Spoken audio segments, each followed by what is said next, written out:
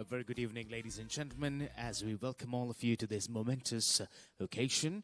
As we are all ready to commence with the formal proceedings this evening, I would like to request all our dear guests to take their respective seats and also kindly appreciate if you could have all your mobile phones on silent mode as we are about to begin with the formal proceedings this evening. Thank you.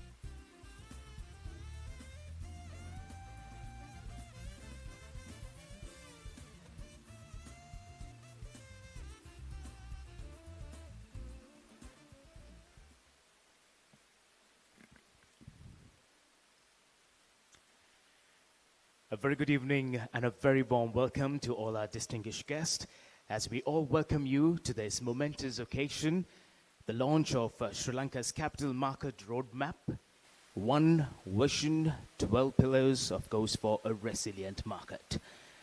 We're all gathered here today for a special moment in the evolution of our nation's capital markets as we unveil a comprehensive roadmap featuring 12 transformative reforms encompassing an array of progressive development and regulatory measures designed to position Sri Lanka as a globally competitive capital market.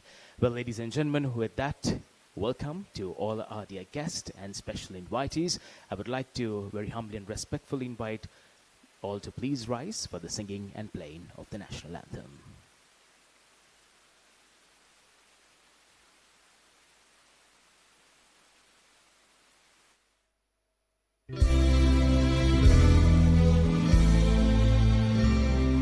Sri Lanka Mata, Atta Sri Lanka, Namo Namo Namo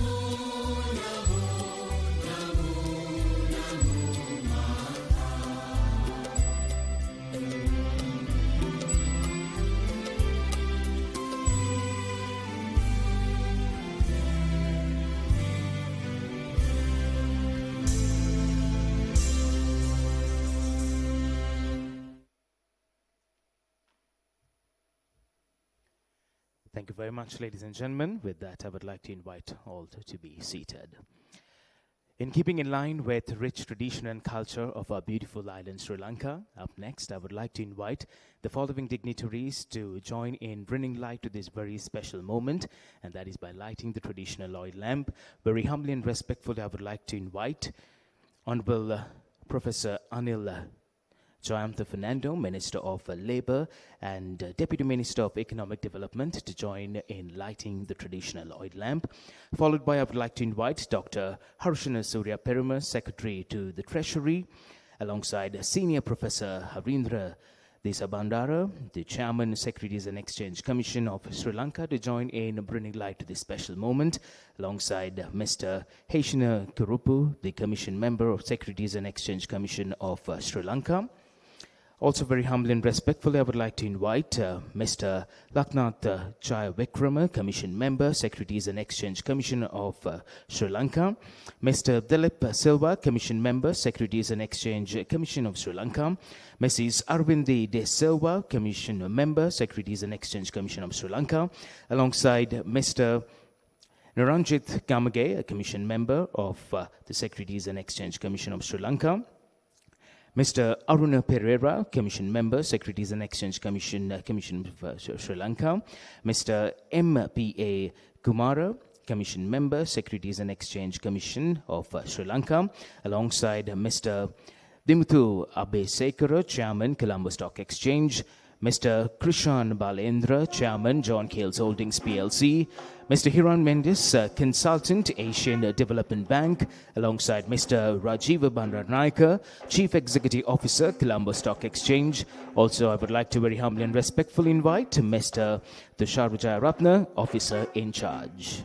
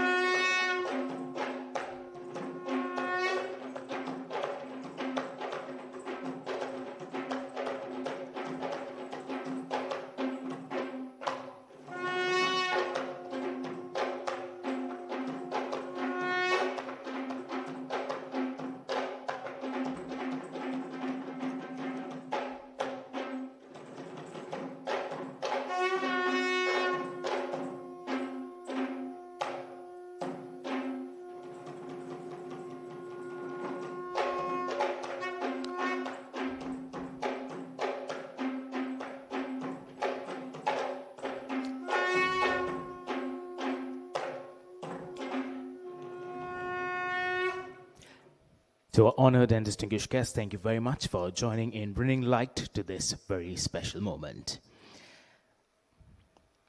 Well, with that, ladies and gentlemen, once again, a very warm welcome and a very good evening to each one of you gathered here as we mark Sri Lanka's capital market roadmap launch. It is indeed a special moment, a momentous occasion, and we do have to hear from someone very special this evening to formally welcome all of you, as well as to hear the story about the capital market roadmap. I have the pleasure of inviting Senior Professor Harindra Desabandara, Chairman of the Securities and Exchange Commission of Sri Lanka, to deliver the first address. Ladies and gentlemen, a big round of applause.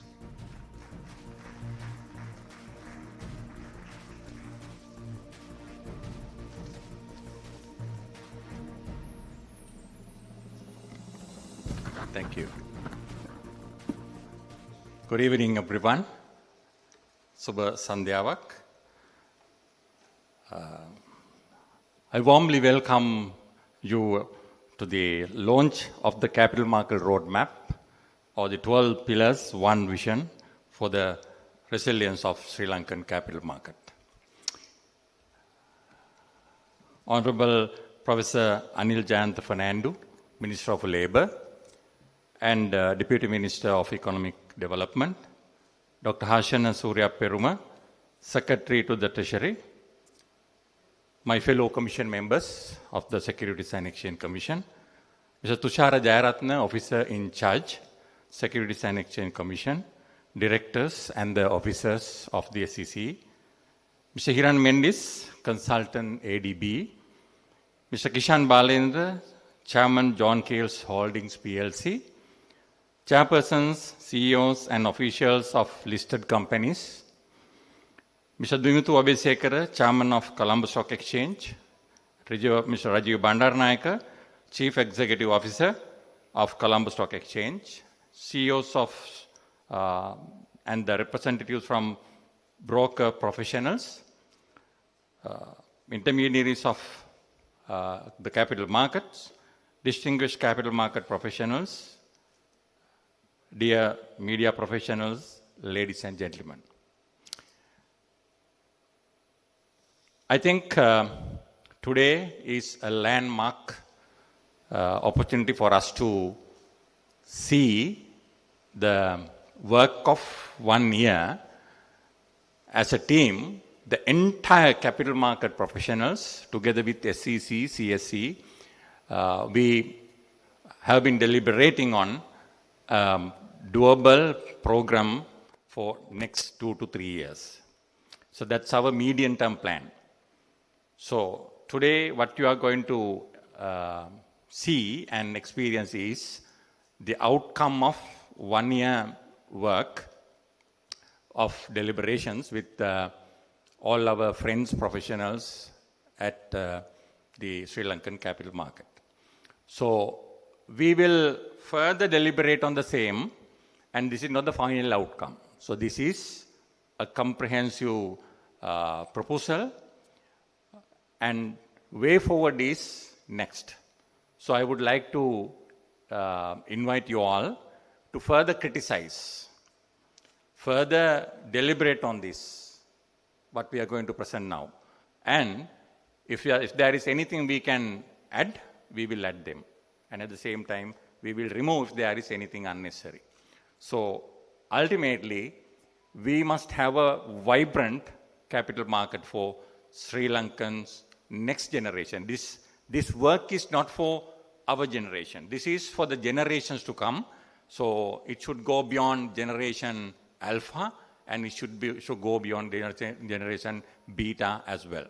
So let me share my thoughts as a PowerPoint. Yeah. So then I think it's very easy for you to follow.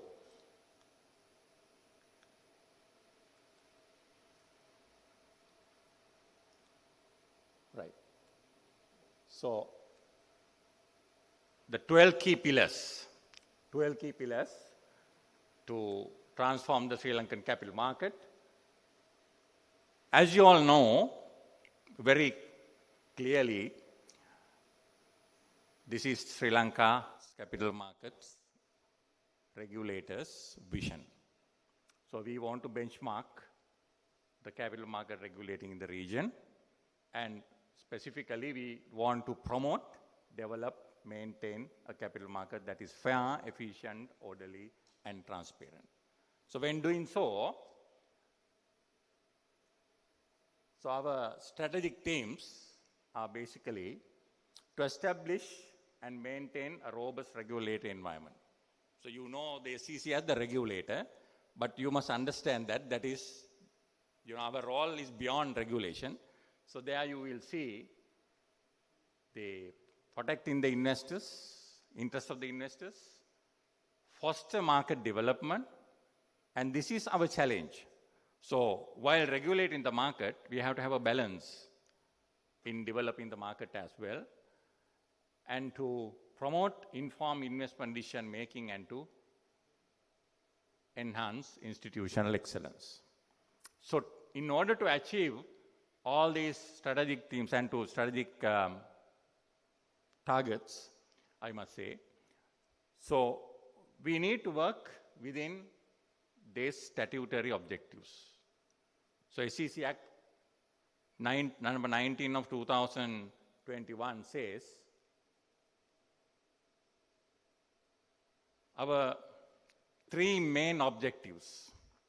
First one is to create, then to maintain, and to regulate a fair, orderly, efficient, and transparent securities market. So that is why I say, Act doesn't say we are the regulator. We are not only regulating. We have to create a market, we have to maintain the market, we have to regulate the market. So that market must be fair, orderly, efficient, and transparent. So that is why creating and maintaining, it was, those aspects were forgotten throughout the last 2 to 3 decades. I think, we must pay more attention on these two aspects as well. And to protect the interest of the investors, both locally and foreign, and to ensure maintenance of high professional standards, so which are in line with the global practices. So this is the list of major areas we need to consider in achieving our goals. So if you look at the market is like this at the moment. No need to explain. I think almost all the participants here, you're all very well aware of the salient features of the market condition at the moment. So market cap. So all share price index for 2021-25, 209.5. Last it was nearly 50%.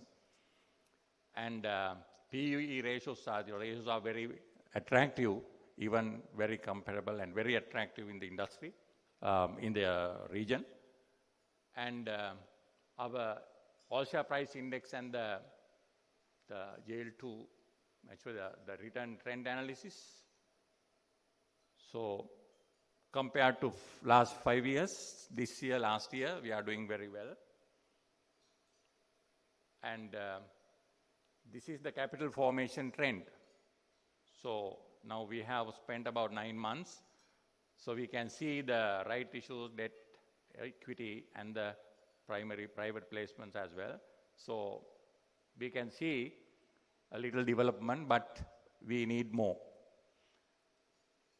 And the market capitalization to GDP compared to other countries in the region, we are very low. I must say we are even below Bangladesh.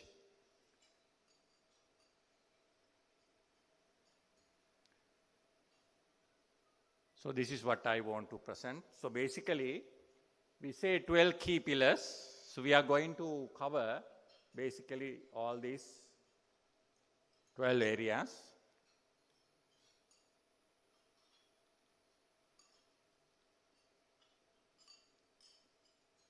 I will take one by one quickly.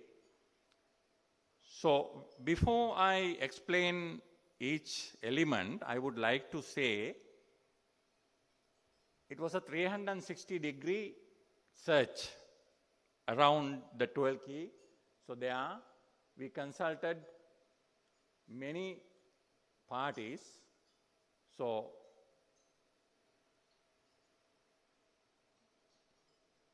basically we covered Sri Lankan capital market assessment, which we have done in 2016. We considered all aspects we covered and we had a assessment. So then we found a lot of gaps. Still compared to 2016, we are far behind what we have found as weaknesses. And we have not utilized some of the strengths we had, and we are a bit, backward. So we had consultations with various professional bodies like CS Sri Lanka, CFA, and at the same time, market-wide brainstorming sessions. So I think these are very critical. We had Colombo Stock Exchange deliberations, Unit Trust Association, so stockbroking industry, then CFA Society, donor agencies like ADB, World Bank, IFC, and SEC Secretariat level, a lot of deliberation. So we came out with all these 12 very carefully. Throughout the last year, we have been dealing with all these matters. So among the 12 key projects, number one is demutualizing the Colombo Stock Exchange. As you all know, it is a mutual exchange at the moment. So compared to many other countries, I think in the region, only Sri Lanka and 2 other countries are not demutualized, right? Not demutualized. So I think for us to have a resilient and inclusive capital market, so having a very good sound governance structure, I think we have to do a lot, and we must, complete this exercise as soon as possible. So demutualization is one of the targets. So ultimately, we will be able to achieve all these expected outcomes. So I think we have the minister and we have the ST with us. I think your blessings and support is very much essential to finalize some of the critical aspects of this. So then we will be able to do. So we have done a lot, but we need to fine-tune some of the areas. So I think we can have a critical, close review and to implement the demutualization as soon as possible. Then the second one is development of corporate debt market. As you all know, we have a debt market. Our debt market is a dead market. So I think we need to fine-tune the entire debt market initiatives. So we have a separate project for this. There's a separate team, about 20 to 25 people working throughout the month. And so far they have been working more than 8 to 9 months on this project. So ultimately what we want is capital formation through debt in the Sri Lankan capital market in an effective manner. So at present the situation is this. So when you look at the outstanding government securities and the corporate debt market, it is very small component compared to the outstanding government securities in the first quarter of 2025. And I think we will have a good chance because from 1st January 2026, our single borrower limits will be set because of CBSL initiatives. So I think with that, we will have a good chance rather than just low rates of interest. So our expected outcomes are like this. So capital formation, aiding sustainable growth, and with our new products like GSS Plus, green bonds, blue bonds, and so on. So you have a platform, and there will be a lot of benefits, and even the banks can use this area for further developments. And when we take the development of new products, because in Sri Lankan market still we have very selected range of products, so we need to encourage to have diverse products in our market, and our expanded portfolio must be further expanded. So presently we have only these, right?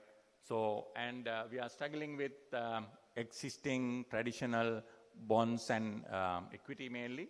So we need to think about the target is this.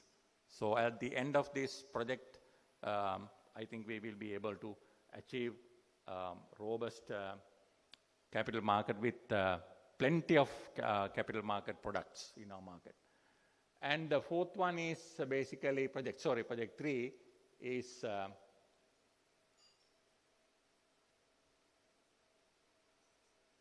project 3 is basically the extension of what I have mentioned. So we will have more than equity and bonds. And in time to come, we would like to have derivatives in our market, then securitized products, tokenized assets, digital asset, and so on. So these things will be in our market with this development. And the fourth one is development of the collective investment schemes. Unit trust industry, we have to look into that because we have been doing and we are dealing with the unit trust more than 2 decades.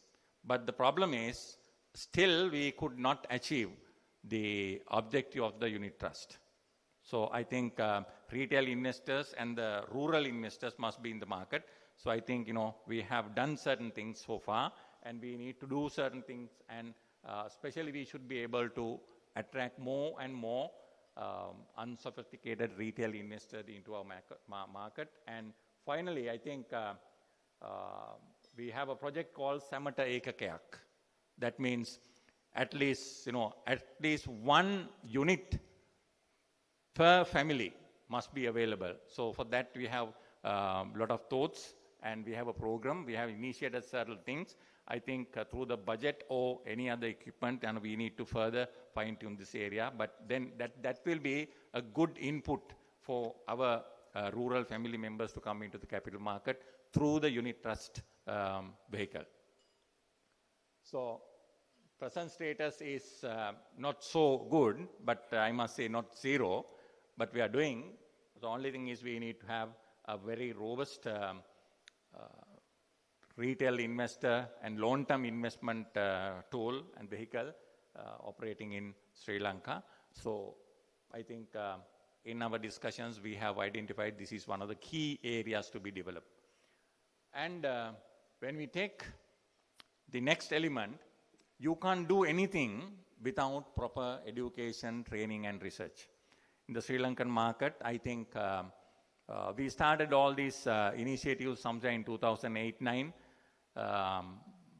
in a organized manner, even before we had, but we very formally started it. But we feel that at the moment that phase is not enough. So we need to expand the financial literacy education, especially capital market literacy is very low. So it is below 10%. So still we could not attract 1% of the population to the capital market.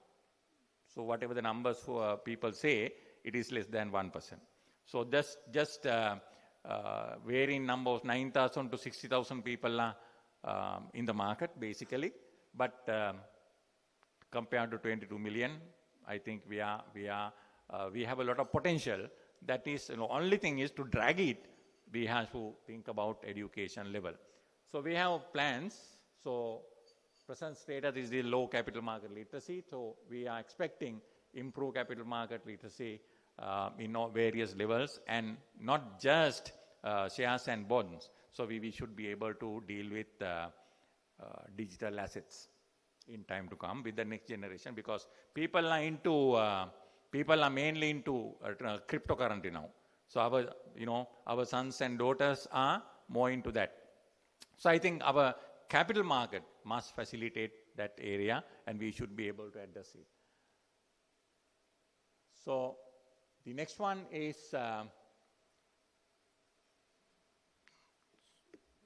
this is very important. I think most of the economists, they say we need beyond 5% economic growth. 5% economic growth is not enough. I think everyone will accept it. We need at least 8 to 9% annual growth. So for that, without investing, no one can reach this from 8% to 8%, from 5% to 8% or 9% target. So no one has calculated, I'm sure. So in order to reach 8 to 9% growth, what is your investment requirement? So at least, SCC together with you all, I think we must work for at least 20% of that must be supplied to the Sri Lankan capital market. So that we have to have a plan. So that is why we say through our capital market reforms and proposals, we should be able to provide that required additional capital without, interest borrowing cost and all. Then the sixth one is new listing must be here. So now we have only 286 companies listed on the exchange. At least in 2 years' time, our target is to reach 500. Maybe a difficult task, but at least 1,000 must be there in next 5 years' time. So for that, we have a lot of plans. We need your support. So there we will see private sector and public sector companies listed on our exchange.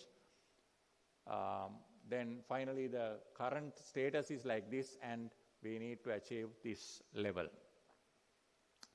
So we will have diversification of risk and financial systems and promotion of alternative sources of funding and all.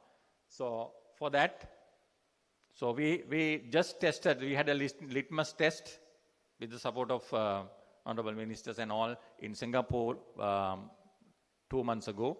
We saw the interest, so I think, we can continue the same phase and we can try a lot of external funds. So listing must be here, and the attracting new funds and local and foreign funds. That is also connected with that, but this is separately funds. So we need local and foreign funds in Sri Lanka. For that, we have been working, and we will be working on that. So ultimately, we want to achieve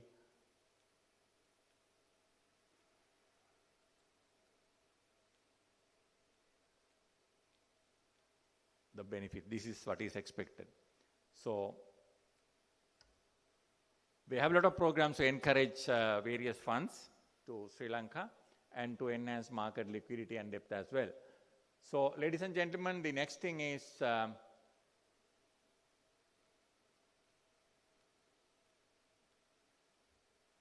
working. Right. So phase 1 of the CCP, so this is our 8th project. So they are, with the help of, mainly this was implemented by the CSC, and we facilitate the rules and all. So we have very good, or I must say successful implementation of CCP phase 1, and we are reaching the phase 2. There we wanted to bring government securities. So that I think the ministry and the central bank will help us. So they are, as I understand very correctly, and the CSC participants are here. So we deliberated a lot on this. So ultimately what we want is, we would like to see trading, government securities trading in the Colombo Stock Exchange. So this is also the next step, I think next our target.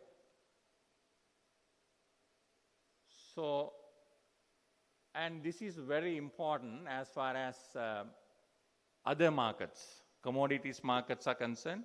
So we are struggling with rice. We are struggling with other products like coconut and tea, paddy. So we would like to financial markets, the capital market must be linked with the commodities, and we would like to have a multi-asset class derivative exchange. So derivatives are not available, not only financial derivatives, we would like to have commodities as well. So we have already discussed with the Ministry of Trade, come and join with us. So the place is ready. So I am inviting you all to achieve these goals. What I have said now, right, it is totally based on this rationale. So what is my rationale? What I said is, as I explained earlier, so we faced the unwanted crisis 2-3 years ago. That is started with the very low economic growth that affect the budget deficit. It leads to debt burden, and it leads to foreign reserves in this country, and it affects the export and imports, and it's a vicious cycle. So if you look at this, it's very clear. Reason for this downturn is mainly the economic growth downturn. So that's the reason. So it is clear that we are facing a problem of growth. So we saw rescue to recovery. Now we are in the recovery stage basically, thanks to the contribution made by many people. Now we are seeking for growth. So growth cannot be facilitated simply just saying that we will be doing. I think we have to have a great economic plan in this country. So in that, great growth must be identified in which area. So those areas we must channel whatever the funds we have. The funds are not unlimited, funds are limited. So limited funds must be allocated to these areas very carefully. And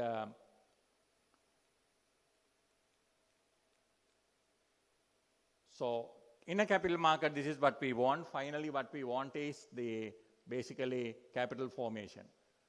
So capital formation can be there.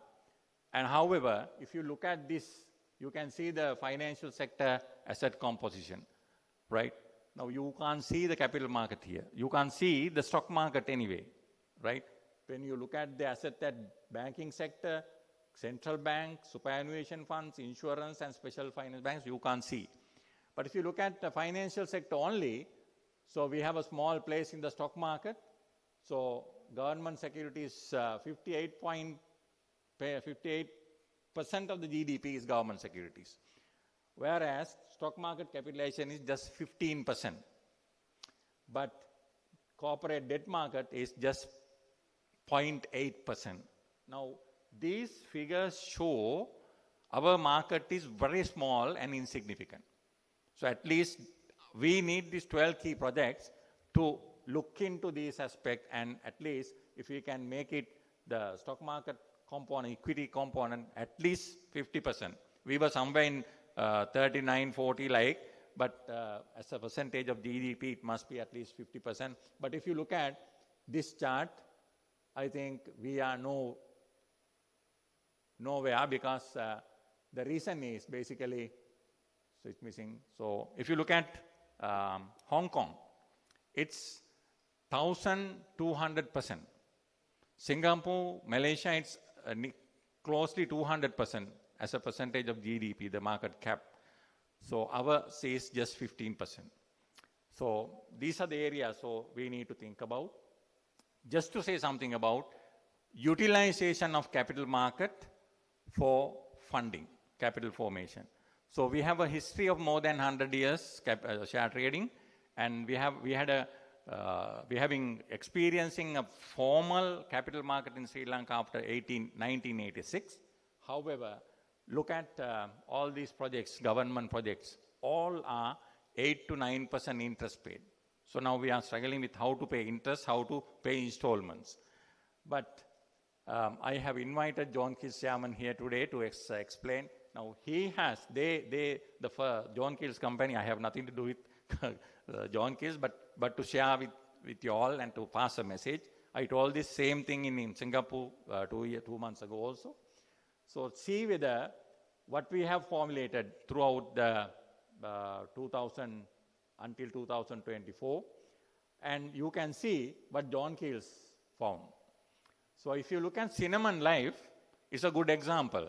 So I think nearly 1.4 billion US dollars, the investment, the private sector largest investment in Sri Lanka. But small project like this, and only Hambantota port is larger than that. So if you look at all this, you can see the power of Sri Lankan capital market. So we need to understand that. I think with all these, those who are in the market and those who are willing to come into the market, you must think about the ability and the potential of Sri Lankan capital market to go forward. I think message is very clear. Capital formation is key, and for that you can utilize it. Just think about the interest you have to pay if it is a loan, right? If it is a crisis, how we are going to do that? So I think Kishan will explain what his experience and all. So that will be a great input. And I take this opportunity to thank everyone who has contributed to this formulation of 12 key projects. And at the same time, I am thanking to CSC, broking companies, all volunteers, ministry, especially the minister and the ST for guiding us and helping us throughout. And finally, I must thank my own team, the SEC officials, those who have contributed a lot during the last 7, 8, 9 months. So finally, I thank not last, but I must thankful to my own commissioners. So whatever I propose, if it is helpful to the Sri Lankan capital market, they help to approve all whatever required. So thank you very much, fellow commissioners, for your tremendous input throughout. So thank you very much, ladies and gentlemen. I think I took along more than expected, but I wanted to say the message very clearly. I think projects are very clear. It's your baby, and I think you all will help us. Thank you.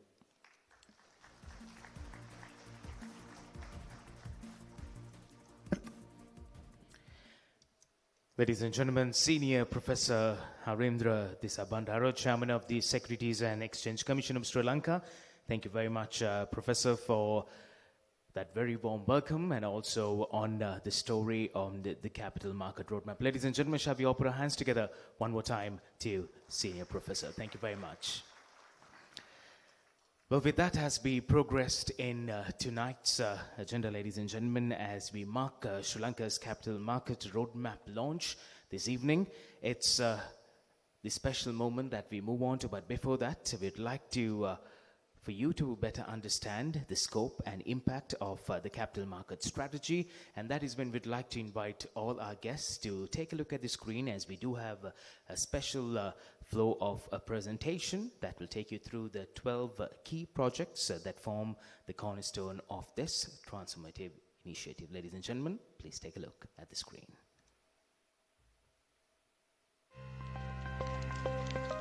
In the heart of the Indian Ocean lies a nation ready for transformation. A nation of resilience, of ambition, of promise.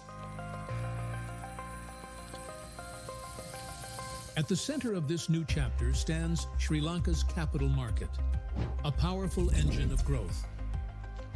And leading this journey is the Securities and Exchange Commission of Sri Lanka, with a vision to be a benchmark regulator in the region. Our mission is clear: to nurture, develop, and sustain a capital market that is fair, efficient, orderly, and transparent. We are guided by 5 enduring objectives: robust regulation that safeguards integrity, investor protection through fairness and transparency, market development that unlocks opportunity, empowering knowledge and awareness, and institutional excellence in every endeavor. A vision is only as strong as the foundation beneath it. That is why the SEC has unveiled its strategic roadmap. 12 pillars. One vision: a resilient market. These 12 pillars form the lifeblood of transformation. Demutualization of the Colombo Stock Exchange. Strengthening governance and efficiency.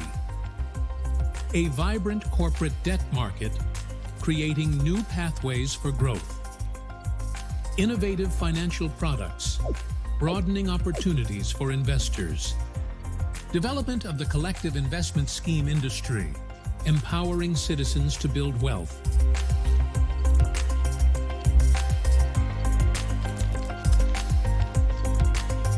Education, awareness, research, and training, fueling informed decisions. New listings, giving ambitious companies the capital to grow. Attracting new funds. Unlocking progress. Facilitating the implementation of a central counterparty mechanism, ensuring stability and trust. Establishing a multi-asset class derivatives exchange. Equipping markets with advanced tools, enabling effective regulatory frameworks. Upholding fairness and transparency. Facilitate the digital transformation of the market. Modernizing access for all. Enabling effective risk management in the market. Safeguarding every participant. Together, these 12 pillars form the foundation of a resilient market, a dynamic engine that powers Sri Lanka's domestic economic growth. By utilizing the capital market as a key avenue for capital formation, this robust framework instills unwavering confidence in global investors, propelling the nation forward with a newfound vigor as it advances onto the world stage. This is the transformation of Sri Lanka's capital market. 12 pillars, one vision, a resilient market driving a stronger, more prosperous Sri Lanka.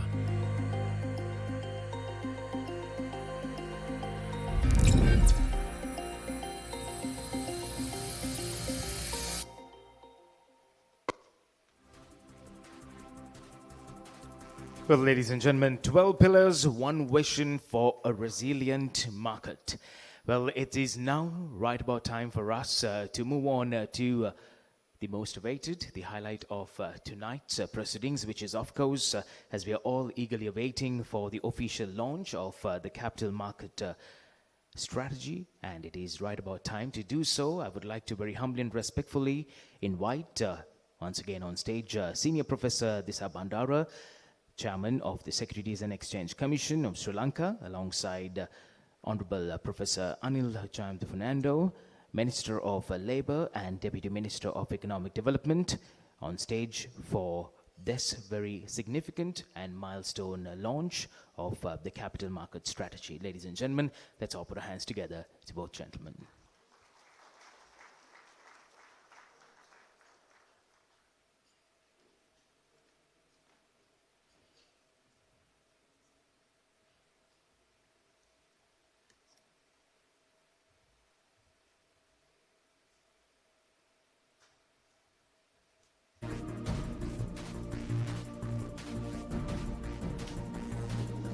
As we mark the official launch, ladies and gentlemen, Sri Lanka's capital market roadmap. It's a significant moment for the capital market strategy, which is being presented and launched. One more time, ladies and gentlemen, a big and a louder round of applause with hope of a change and, of course, with an invitation. Operate within our own den, own identities, as an investor, as a regulator, or likewise you may name. To great extent, we happen to operate within our own silos to maximize our own utility, own benefits, simply disregarding the rest. Of course, to some extent we can move, but there are limitations, remember. If we want to break this cycle and to drive a nation for the prosperity, of course, we need to discharge your individual responsibilities, task for the common purpose, that is the common prosperity. Then the value generation would be exponential. We have this opportunity and we have that particular potential. So we will work for that. And again, when it comes to this capital formation, the need and investment, the areas like capital market and investments, even under these 12 pillars, there are many instruments and devices that Professor highlighted are alienated to a large majority of Sri Lankan. So they are far-reaching. They are afraid. We need to bring this message to the grassroots level. In those small little amounts, isolating there in the grassroots level, may not think of this capital market. They might think, oh, capital market is something big, only big people can invest. We are not supposed to go there. So that was the past. In a way, sometimes they are afraid. Sometimes those capital markets were labeled as the gambling places as well. It is like a double-edged sword sometimes, how it operates. But I think if we really, really want to have a robust capital formation aimed with exponential growth and investment, of course, we need to bring them together and to the capital market and close the gaps. then only the saving would be effectively in investments. In the world, the many countries are struggling to bridge the gap between savings and investments. I think this is one good area. So with good understanding of these things, we better bring the scattered capital towards this particular platform. The capital market allows then to bring the capital, form the capital, do the businesses, generate value, at the same time in a very efficient market, so we have open exit. So that is also a kind of flexibility and freedom for investors. So market efficiency, again, really matters to a great extent. About the market efficiency, lots of theories, discussions are going on. I'm not going to discuss about this thing. But in general, so the layman's, the mind, in an efficient market, all the relevant information pertaining to assets must be publicly available. Publicly available. Now, with the help of technology, I think it is not a big deal. Now, we can slowly move towards a symmetric information sharing with reference to publicly available information. Maybe the inside information and other things, so connected with the company's operation, tacit knowledge would be there, but no one would be able to play with the hidden information or the private information. If you can reach that level, of course, market would be highly efficient. Then the people will have to assess, analyze investment from really the growth perspectives based on fundamentals. Then the asset price really reflects the value. The money comes and invested in the value generation. So I think that is the way we need to think of in promoting a capital market to share this information.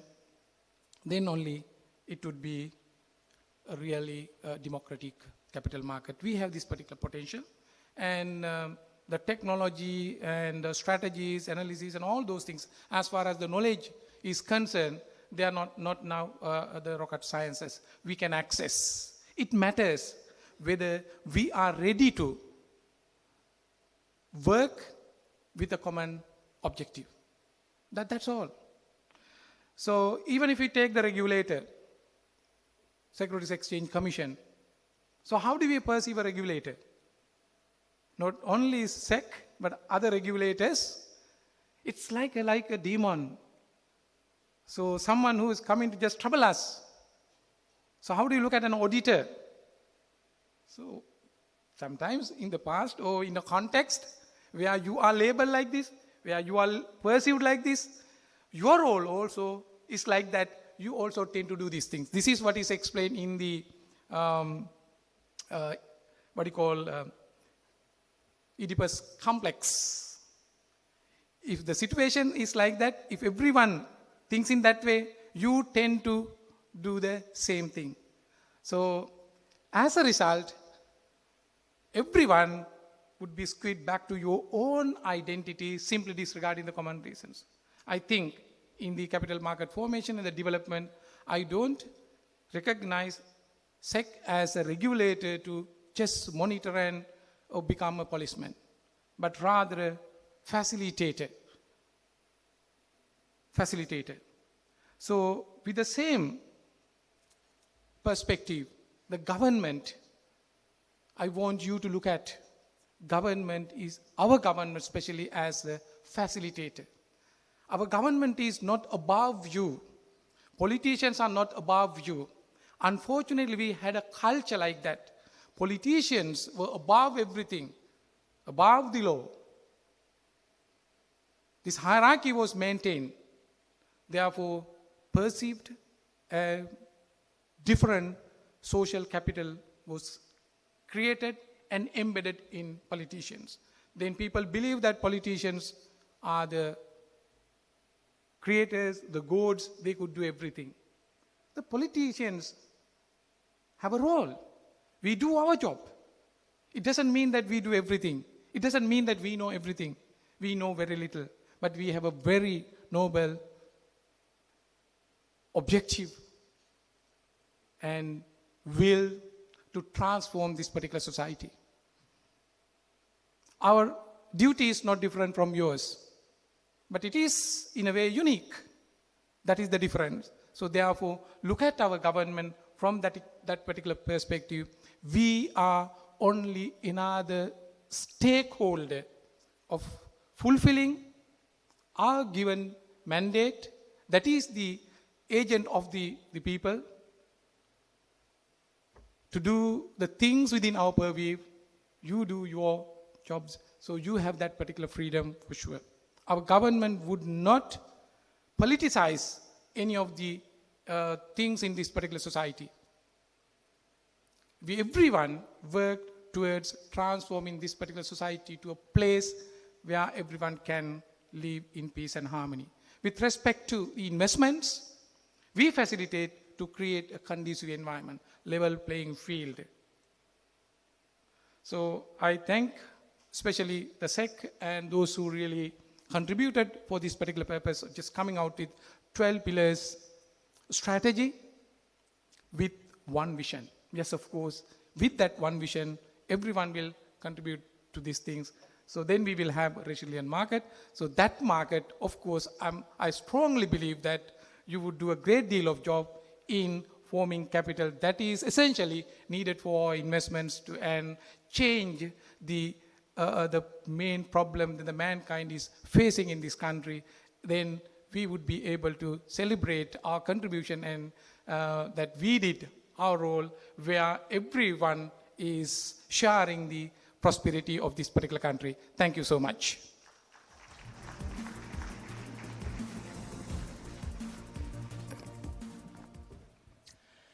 Ladies and gentlemen, Honorable Professor Anil Jayantha Fernando, Minister of Labour and Deputy Minister of Economic Development. Thank you very much, sir, for joining with us and expressing those valued sentiments as we mark the launch of Sri Lanka's capital market roadmap. All right, as we move forward this evening, hearing from very special and learned individuals. Up next, ladies and gentlemen, our next speaker holds one of the most important and critical positions in implementing government policies and managing finances. And this very learned individual speaks on a very special topic, which is, of course, the government's pivotal role in facilitating the successful implementation of these 12 key projects. Please join me in welcoming the Secretary to the Treasury, Dr. Harshana Surya Peruma, to address the gathering.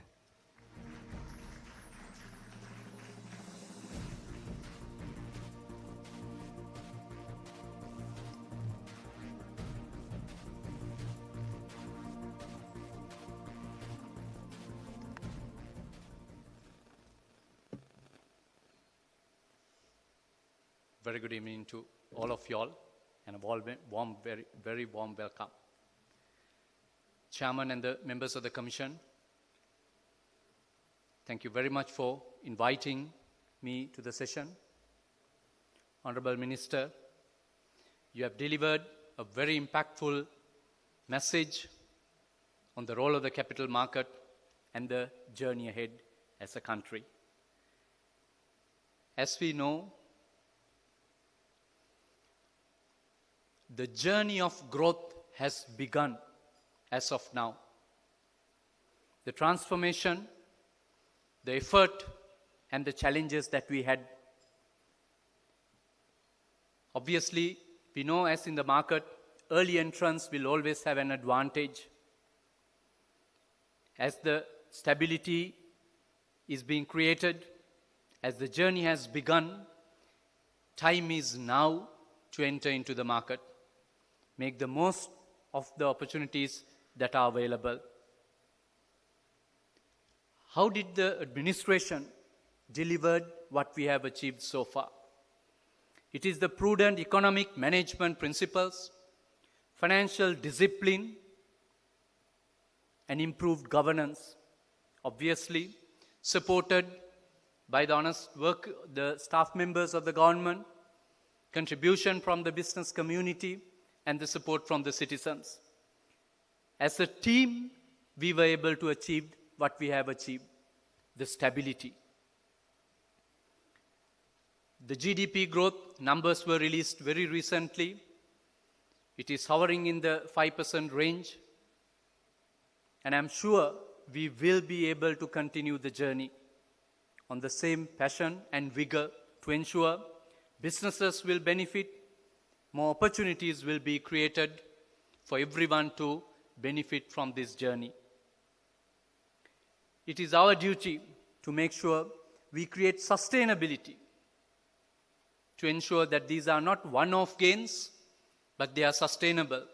That is where the initiatives of this nature, the chairman and the members of the commission has created, the 12 pillars leading to creating the success from a market perspective, engaging everyone in that journey, creating awareness among all of us about that journey. As a result of the stability that has been created, we know corporates have benefited through improved profitability, through opportunities to expansion, with better forecasting ability because of the stability in the framework. Similarly, as a result of the stability, investors have benefited. We don't have to go far. When we look at the SPI and the other indices, we can see the way how the market has transformed, how investors have benefited within a short span of time. That is the benefit of stability, re-establishing and bringing the hope back into the market. By introducing governance into the framework, by bringing in discipline to the structure. Similarly, citizens have benefited from the stability as well. The borrowing interest have consistently reducing for a period of time now. Inflation is contained. Employment opportunities have been created. Business opportunities have been created. And hope of progress is real. We can be confident as state institutions. We will continue the journey to strengthen the stability that has been created and build on top of that one to uplift the society to the next level. Similarly, corporates benefited, investors benefited, citizens benefited from the stability. The country as a whole has benefited as well. Because of the approach that we took, the motor vehicle importation was facilitated, and it has allowed the process to kickstart again, businesses to obtain the vehicles that they wanted to be used for their expansion purposes, tourism industry, manufacturing industry, agricultural sector. Everyone is benefiting from those initiatives. Because of the framework that we implemented, budgeted revenue is being achieved on a consistent manner month after month by IRD, Customs and Excise Department. So it has now been proven it is not a mere cyclical effect, one-off effect. Consistency of delivery is demonstrated. Similarly, what about next? It is about unleashing growth. The potential that you have, your businesses, your enterprises, your industries, and you as individuals.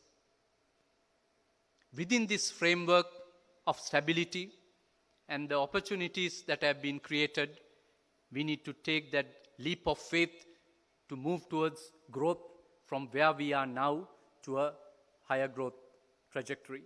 And we are very hopeful that we should be able to achieve that one. As I said, as state officials, instead of we saying, we can allow data to speak. The GDP numbers were released recently, as I indicated. When you look at the currency status, when you look at the reserve status, when you look at the inflation status, when you look at the data relating to interest rates, and obviously the indices relating to the market, it is showcased all over. Wherever we look at it, the journey has begun, as I indicated earlier.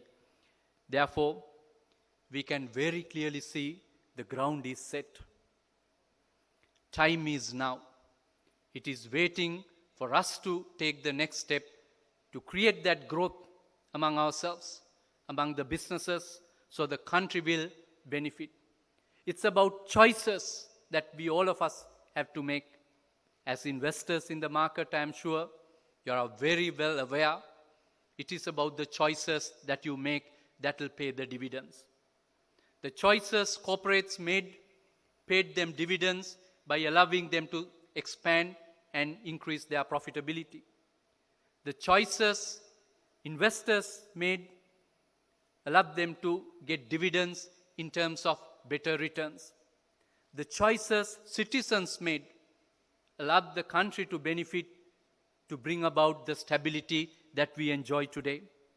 So it's our wish and the effort from all state officials, with the support of all good officials, is to continue that journey and to transform the country into the growth trajectory that we are looking into.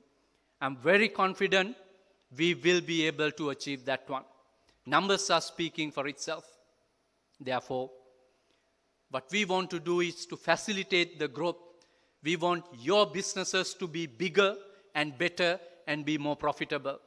Let us know what you think as to what we can do in terms of the budget preparation, policy initiatives of suggestions of this nature. Tell us what you need for you all to grow.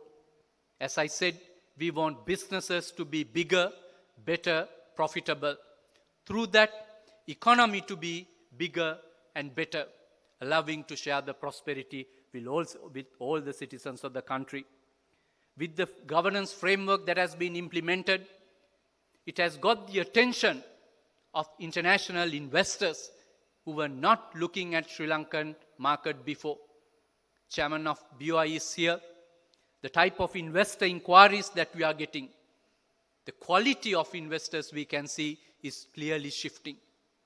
People who value governance, investors who are willing to pay a premium for governance is now looking at Sri Lanka. So as I said, journey has begun. It's up to us together to continue that journey to benefit from that engagement.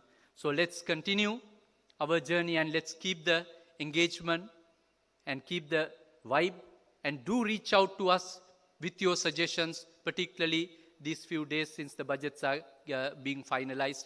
Expense part is being already shared. It is gazetted. Revenue proposals, suggestions. What are the things that we can do differently that will change the landscape and give you an advantage as corporates, as businesses, for you to be bigger and reach out to international markets, creates more export opportunities, allowing the country to earn more dollars, much needed reserves that we need to build over a period of time.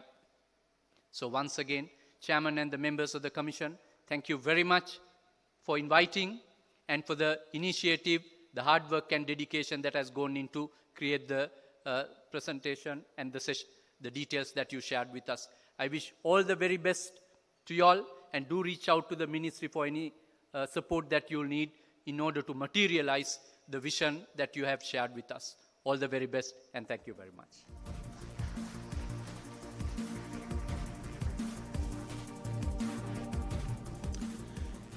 Thank you very much to Dr. Surya Peruma, Secretary to the Treasury, for that comprehensive outline of the government's commitment to supporting the 12 transformative projects. Well, with that, ladies and gentlemen, as we heard some very special keynote addresses this evening as we mark a significant launch, it's now time for us to move on to yet another very colorful act, which is, of course, an entertainment act by the talented performers of the Chan Upuli dance team. Enjoy.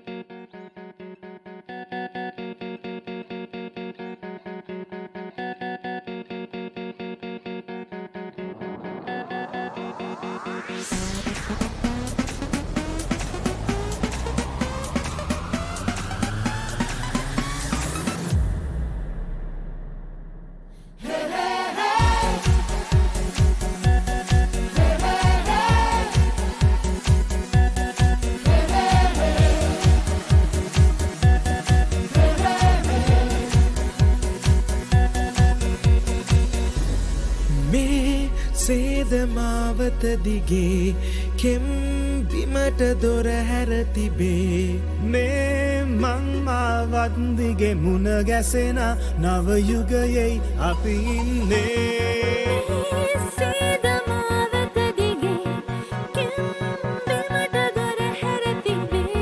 මේ මං මාවත් දිගේ මුණ ගැහෙන නව යුගයේ අපි ඉන්නේ අතීතේ ලයට ලයපා ලබා දුන්නට අදින උරුමේ මාබිමානෙන් වෙයින්ම ලියලා ලබා දුන්නට මේ පෙන් වහිමේ ස්තුති ස්තුති ශ්‍රී ලංකා ස්තුති ස්තුති ශ්‍රී ලංකා hey, hey, hey.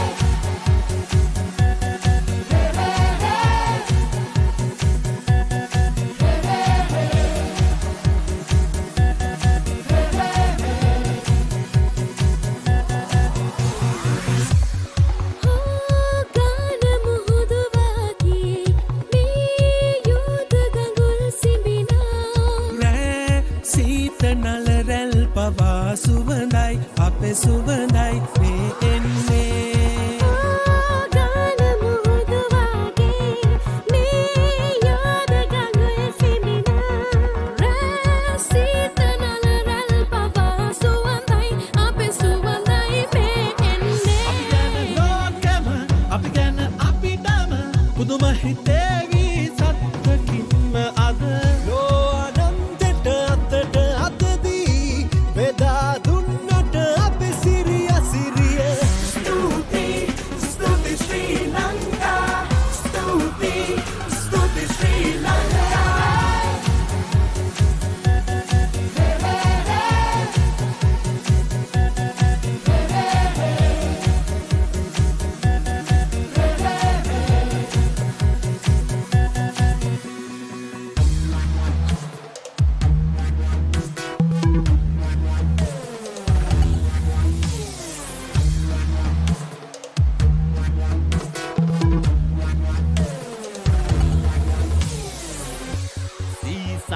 ගල් කුළු පුරා සරුසාර අස්වනු සදා බෝ ආයු පුදනා තුරා සැක නැතුවයි බය නැතුවයි ඉන්නේ සීසාන ගල් කුළු පුරා නිති සරුසාර අස්වනු සදා බෝ ආයු පුදනා තුරා සැක නැතුවයි බය නැතුවයි ඉන්නේ අපි ගැන ලෝකෙම අපි ගැන අපිටම පුදුම හිතේවි සත්‍යකින්ම අද සෝභාගාමේ සැබෑ ලස්සන ලබා දුන්නට විඳගන්න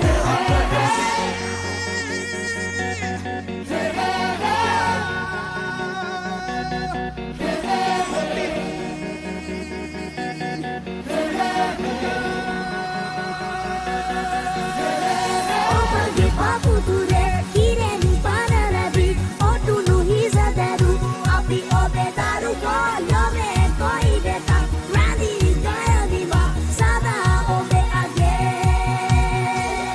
சீரகை விரித்து கொண்டோம் உயர உயர செல்லும் உலகம் வியக்கும் நாம் ஒரு தாய் மக்கள் இயற்கை எம் வளம் உழைப்பு எங்கள் பலம் சிகரம் இறங்கையே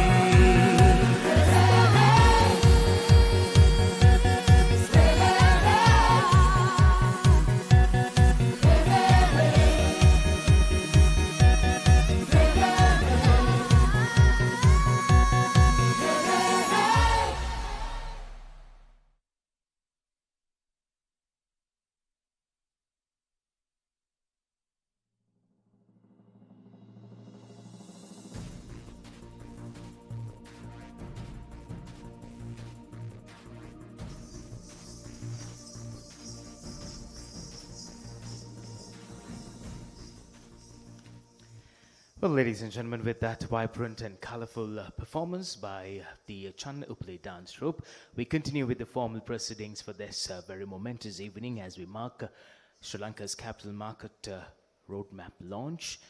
It is now time for us to hear from a very special keynote speaker this evening, and that is when our next keynote speaker, ladies and gentlemen, is of course one of Sri Lanka's most respected conglomerates and brings decades of experience in capital market operations from an investor and issuer perspective. Speaking on the topic of how Sri Lanka can effectively leverage the capital market for capital formation, with special reference to examples such as the Cinnamon Life project, which demonstrates the creation of significant value through the capital market. Ladies and gentlemen, please put your hands together to Chairman, John Keels Holdings PLC, Mr. Krishan Balendra.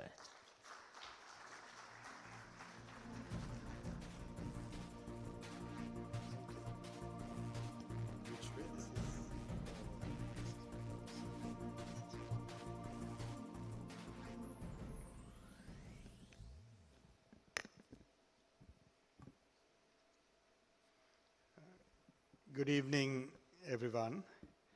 I thank the organizers for inviting me to make a presentation this evening, and congratulations to the SEC on this very timely launch of the 12 pillars.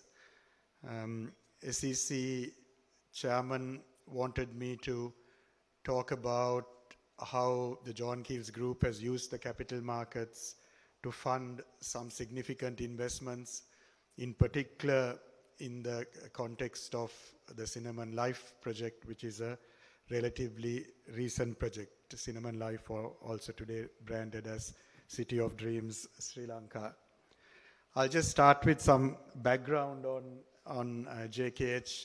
I noticed before we started there are a lot of familiar faces.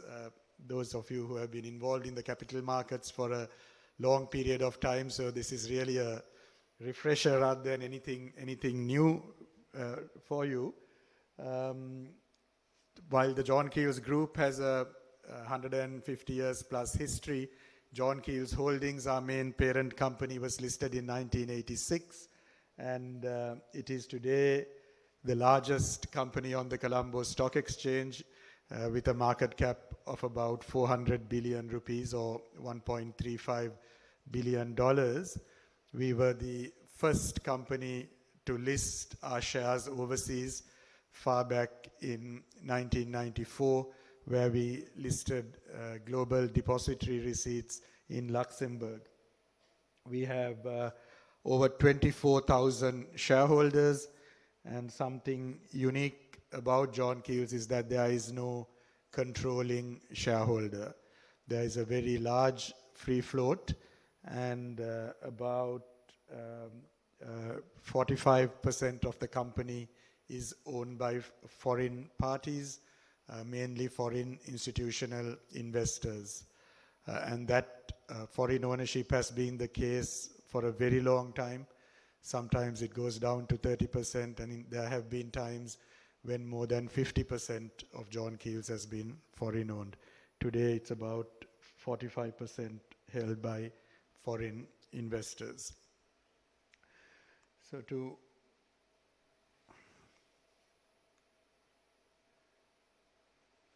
while Professor Disa wanted me to talk about Cinnamon Life, I thought I'll go back a little about some of the other milestones in our history, because we have a history of making some large investments and funding those investments through the capital markets, in particular by through the equity capital market. So going back to 1991, the acquisition of Vitol's, 330 million rupees, doesn't seem like a lot of money today, but at the time it was the largest ever takeover in Sri Lanka in terms of value. A lot of you may not be familiar with the name Vitol's. Vitol's was the company, the group that owned Ceylon Cold Stores and Cinnamon Bentota Beach Hotel and the hotel in Hikkadua, which is now branded as Hikka Trans, and also the land in Vauxhall Street, which John Keels occupies today, about 3 acres of land at the time. Then in the late 90s, the first private terminal at the Colombo port, John Keels was one of the promoter shareholders, the main promoter shareholder along with P&O Ports, at $240 million then in the late 90s. It was the largest private investment ever in Sri Lanka. And then in 2004, John Keels acquired Asian Hotels and Properties, which was an acquisition of about 6 billion rupees, which was the largest acquisition then at the time. And Asian Hotels and Properties, a lot of you know, owns the Cinnamon Grand Hotel and Crescat, and also owns about 44% of Cinnamon Lakeside Hotel.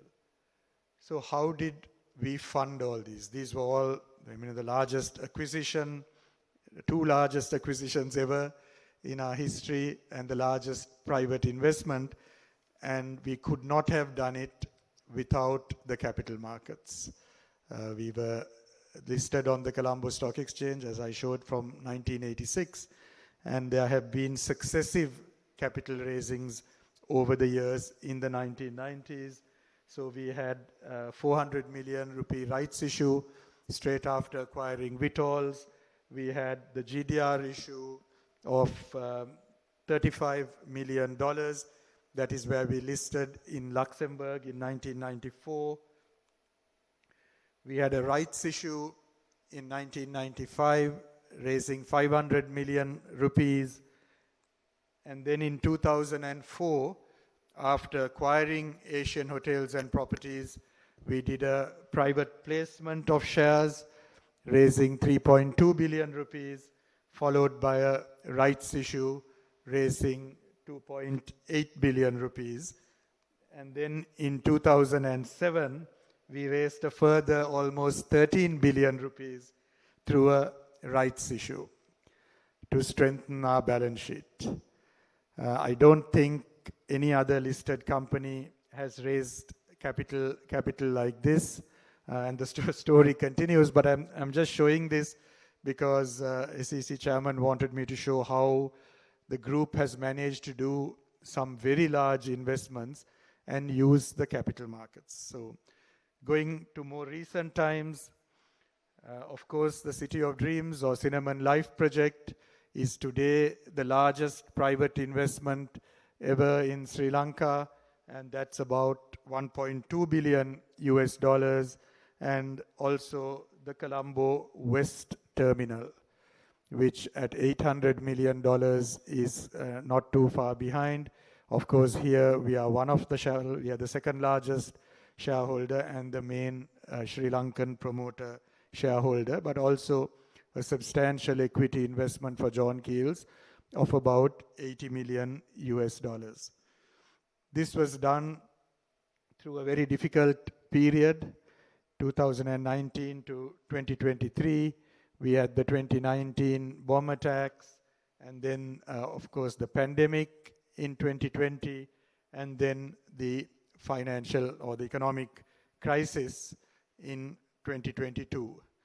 So again, we had to rely on the capital markets.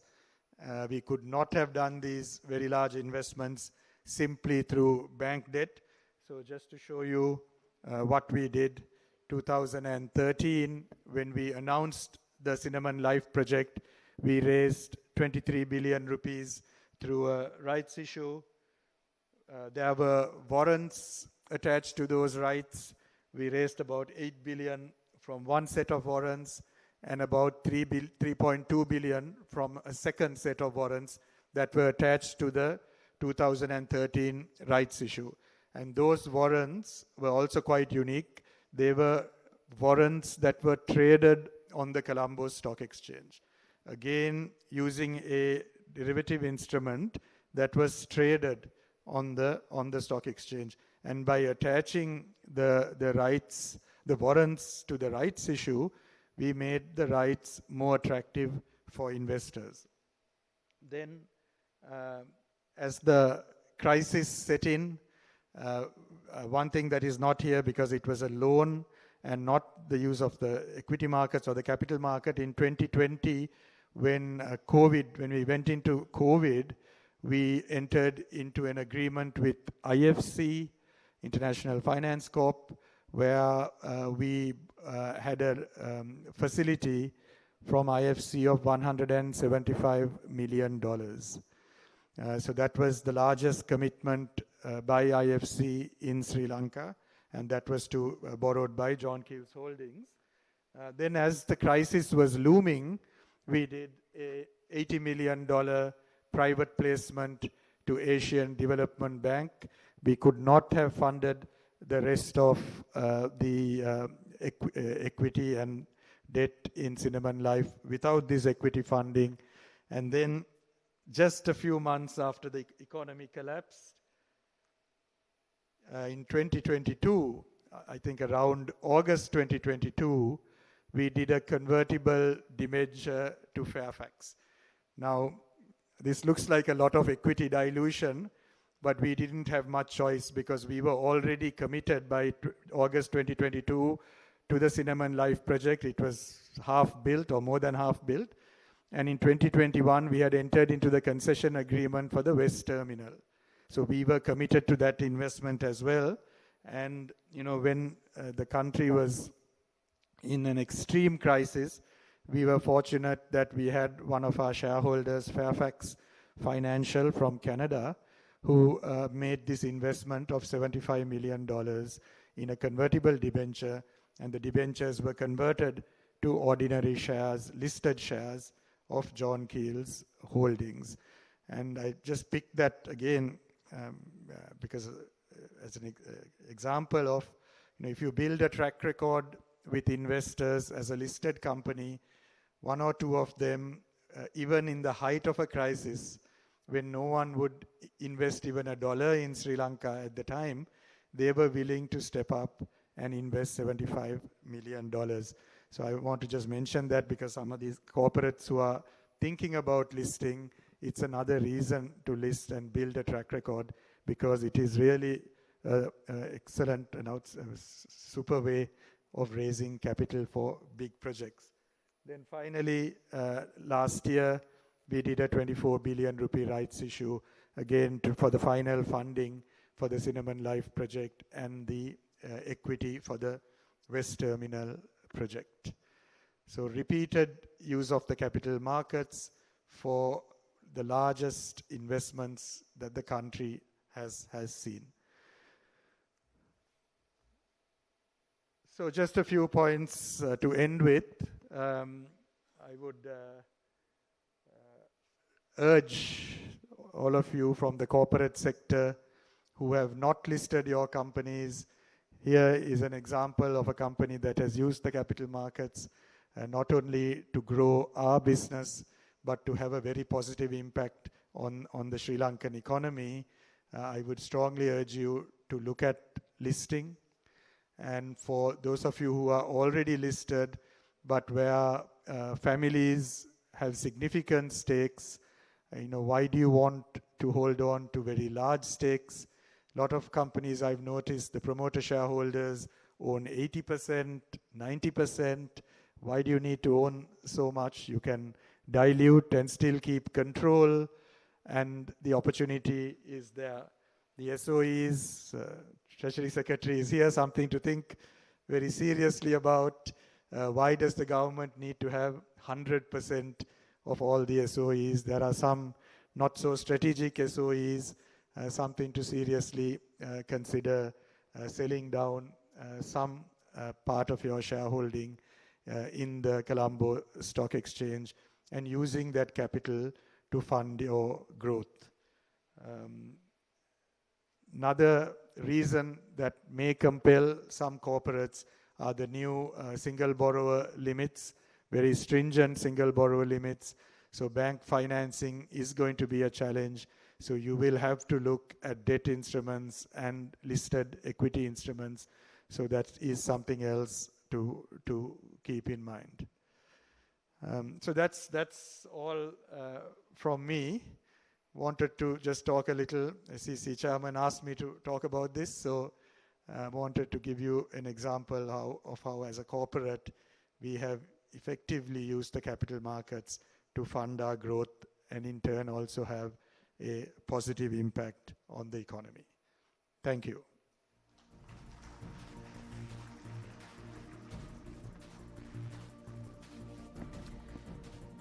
Chairman John Kales Holdings PLC, Mr. Krishan Balendra, thank you very much for those very special remarks, and of course bringing in a real life experience and a real market statistics to be shared in this room. Thank you very much.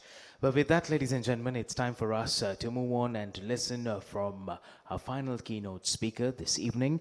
And that is when our next speaker brings extensive experience in regional financial market development through his work with one of Asia's premier development institutions. Please join in welcoming Mr. Hiran Mendes, consultant at the Asian Development Bank, former Director General of the Colombo Stock Exchange and Botswana Stock Exchange. Ladies and gentlemen, a round of applause.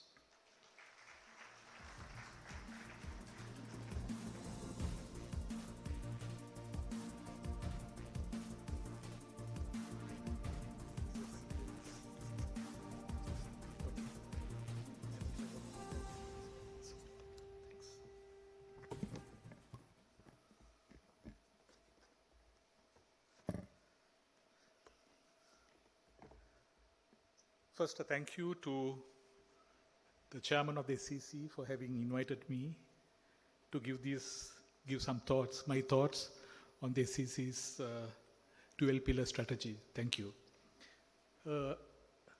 Secretary to the Treasury, Dr. Surya Peruma, Chairman, Senior Professor Dr. Disa Bandara, Commissioners, ladies and gentlemen. I'll straight away go into my presentation because we are, I think, running a bit late. With regard to some of my thoughts with regard to this,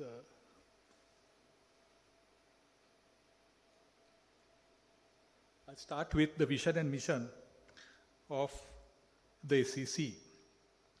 Now, the vision and mission, as the chairman also alluded to earlier, the vision is to be a benchmark regulator, and then the mission goes on to talk about maintaining a fair, efficient, orderly, and transparent market.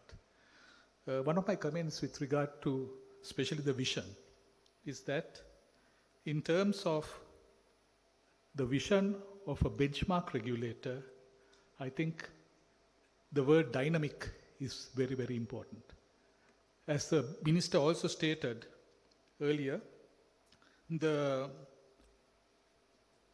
vision of the SEC is not only that of a regulator, but of a facilitator. And being a facilitator means that you've got to react very fast to situations. You have to preempt situations and be dynamic in your outlook. So I would define the vision of the SEC, which states here, is to be a benchmark capital market regulator, to include being a dynamic organization. Then when I looked at the market and also looked at some of the statistics as to where we are, there were a few concerns. I think these concerns have been known for quite a few, for quite a period. And in fact, even from the time I was at the stock exchange, which is a long time back, starting from more than a quarter century ago, these were the same concerns that we had. And consistently we were trying to work on some of these, but as the figures show, there were blips of progress, but then it was not very consistent. So, as the chairman also pointed out, there's a need to have more asset classes to diversify risk, that's number one. Then investor demand for investment products need nurturing. Now, what do I mean by this?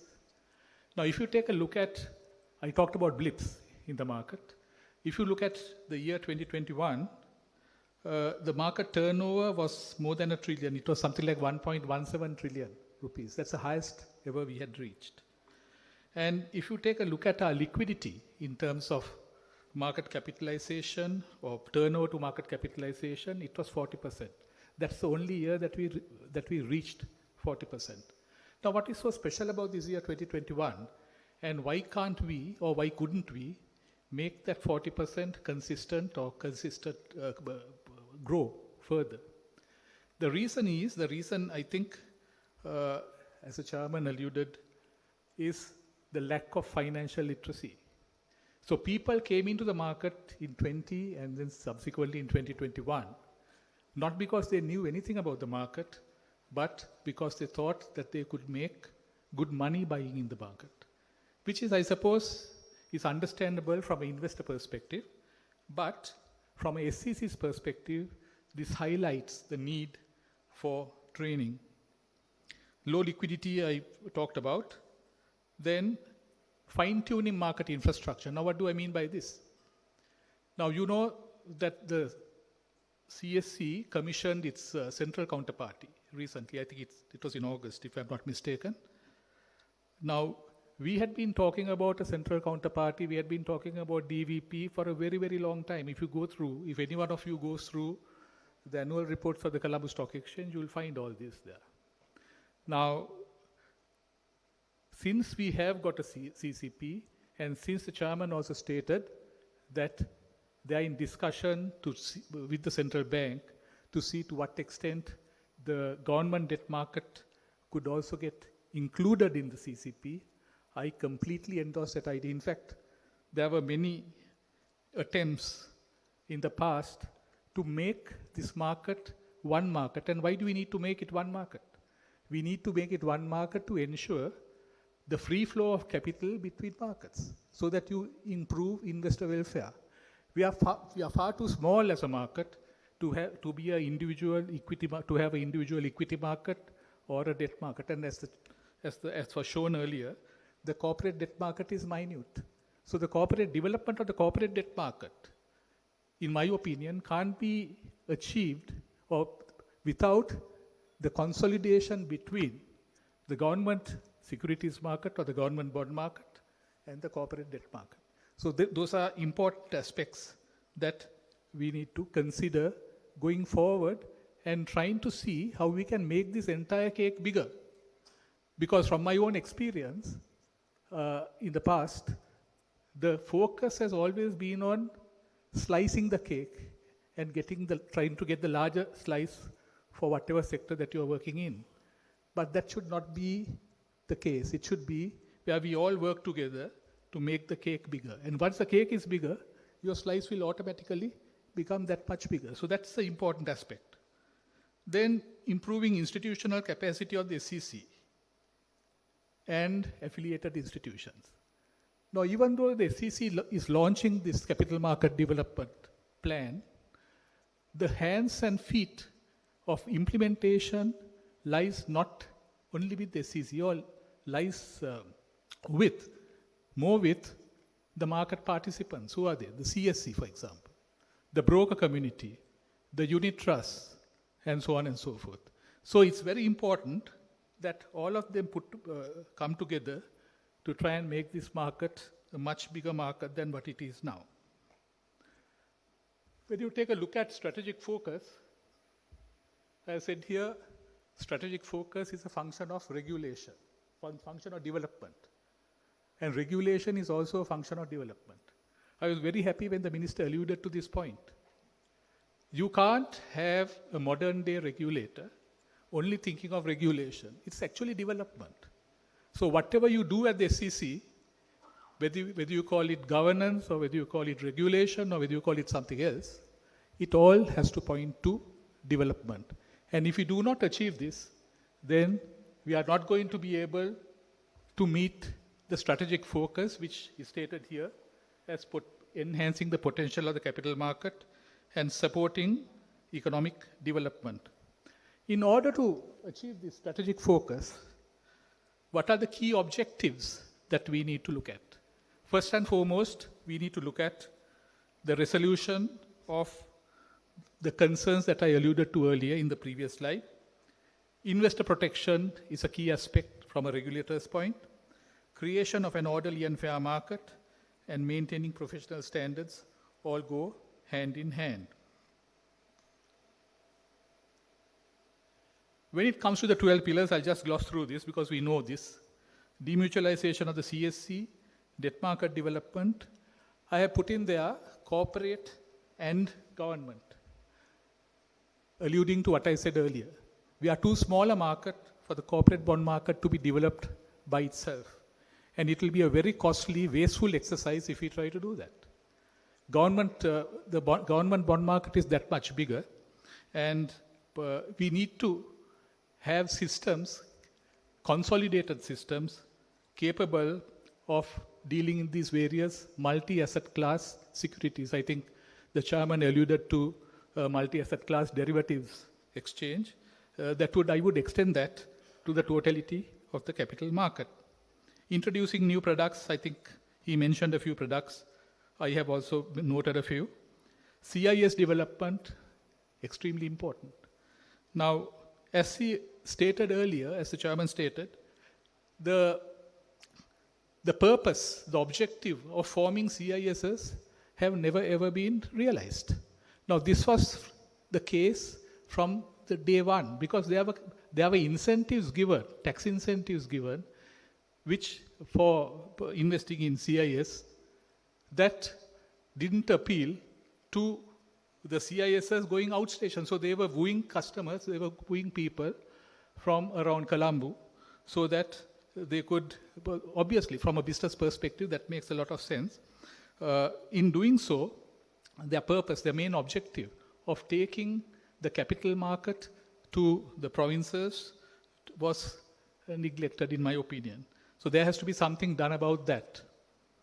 Education and training, I think both Professor Disavandara and the minister are experts in that area, and I can't emphasize the importance of that sufficiently. New listings, I'll get on to that later. Attracting new investment funds, the chairman alluded to. Implementing of the CCP has been done. Now it has to be used. So implementing is one, but using it is a second aspect. Establishing a derivative exchange for both commodities and financial derivatives, enabling effective regulatory framework, and enabling effective risk management. That's another key aspect, again from a development perspective. So CCP would have reduced significantly the systemic risk of investing in the market. Now that has to be used, it has to pay for itself. And facilitating digital transformation, I think Dr. Hans Vijayasuri is here. He would be able to talk on that aspect of it. If you take a baseline situation, and if you take a look at this chart, I think the chairman's presentation also had a similar chart. Market capitalization to GDP, where do we stand? Sri Lanka is less than 20% or thereabouts, at 20% in 2024. If you take a country like Vietnam, for example, which developed much later than us, it is over 40%. If you take India, it's about 130%. If you take Bangladesh, even Bangladesh is more than us. It's more than 20%. Now, I remember the time when the SAFE was set up, South Asian Federation of Exchanges. And I represented the Colombo Stock Exchange in Chittagong for that event. And Bangladesh was a country that looked up to Colombo, looked up to Sri Lanka to see what progress we could make in the region. I remember the situation when the position of deputy chairman of the South Asian Federation of Exchanges were being discussed. India was very interested. The first chairman had to come from Bangladesh because it was Bangladesh Chittagong Stock Exchange that organized the event. The second chairman was not the NSE or the Bombay Stock Exchange in India. It was the Colombo Stock Exchange. That was a regard that some of these institutions had for us. So now I think we need to build on it. We need to increase on this, even though we have lagged behind for some time. If you take velocity, market velocity, basically turnover to market capitalization, you can see where Sri Lanka really is. And where Vietnam, again a country that has developed only recently, they're at more than 100%, or nearly 100%, more than 100%, sorry. So you can see the difference. Now, what are we doing wrong? That's a question that we need to ask ourselves. Can we learn from countries like Vietnam? it's worthwhile to see as to what they have done and what we are not doing that has made this change, or that has made such a significant change in their development cycle. So this is basically the baseline. Now, from SCC's perspective, you're going for a 10-year plan. So as much as you have a baseline of these figures that I have alluded to, you also need to have certain benchmarks to judge for yourself to what extent these capital market development strategies that you have outlined, the 12 pillars, are actually making progress. And if they are making progress, fine, then we fine-tune it to ensure that it makes more progress. If they are not making progress, we have to find out as to why it's not making progress and what we can do about it. Demutualizing the CSC, area that is very dear to my heart. Been talking about it for a long time, and also I was part of the ADB team of consultants. Actually, there were two of us, Mr. Bill Foster from New Zealand and myself, who did quite amount of work with regard to the demutualization of the stock exchange. And unfortunately, we are not demutualized. Now, I first started talking about demutualization before the turn of the century. So I started talking about it in 2020, so which is at least 25 years ago. I think it was more than that. Now, after 25 years or more, we are still in square one. If I were to compare Botswana, I went to Botswana in 2006. I returned in 2015, and the stock exchange demutualization legislation was passed before I came in 2015, and the demutualization took place in something like 2016. And at one stage, they were even looking at listing the stock exchange, but in my opinion, perhaps they are not quite ready to list the Botswana Stock Exchange. But that progress was made, whereas here, we haven't been able to make that progress. Now, we all know about the pros of demutualization. That's why we want demutualization to take place. But there are also cons which we need to be wary about. So if not managed, the profit motive can work against public interest. So that's the important aspect. And in Sri Lanka's context, the exchange is basically a public utility. We don't have 3-4 exchanges. It doesn't make any sense to have 3-4 exchanges. So we have only one exchange right at the moment. And we don't want the exchange becoming a private monopoly once demutualization occurs. So these were issues that were taken into consideration when Mr. Bill Foster and myself, we looked at the demutualization legislation. So basically, demutualization improves governance and contributes to development. Debt market development, elephant in the room, fragmented market. I'm not going to go through it in detail because I think I have already done so. And just to highlight that the infrastructure that you have, that the Colombo Stock Exchange has, I'm not talking in the interest of the Colombo Stock Exchange, even though I have been working there for a long time, but I'm looking at it from a national context. The infrastructure that they have, the CCP, the trading system, has to be mobilized for the greater good of this country. At the end of it, the country is bigger than any one group or any one grouping. So therefore, whatever anybody does or any group does has to ensure that this country becomes more developed than what it has been. So therefore, first point is about consolidating infrastructure, standardizing trading rules for government debt and corporate debt, which I think is a way to go. Optimize resource utilization in doing so. Standardize transaction costs, because that was the issue earlier. Where one of the issues were that cost of doing business in the stock exchange in terms of transaction costs for debt securities was higher than for government securities. So there has to be some kind of standardization. Encourage seamless flow of funds between markets, which I looked at earlier. I think this is the most important aspect that we need to look at in terms of when we look at consolidating infrastructure. To have a system where I, as an investor, as a private investor, can take my money out from government securities and put it into debt, corporate debt or government debt, and vice versa. And let the economic conditions dictate why I do it. It's fine. But the system has to be in place. There again, I must say that Botswana has implemented the trading of government securities through the stock exchange. It's something that I think something that needs consideration. It's not something that we can decide in this room, but it's something that has to be discussed and taken forward. Then the connected initiatives. CSE is still an equity exchange, basically, if you take a look at it. And most brokers are equity specialists. They are not debt specialists.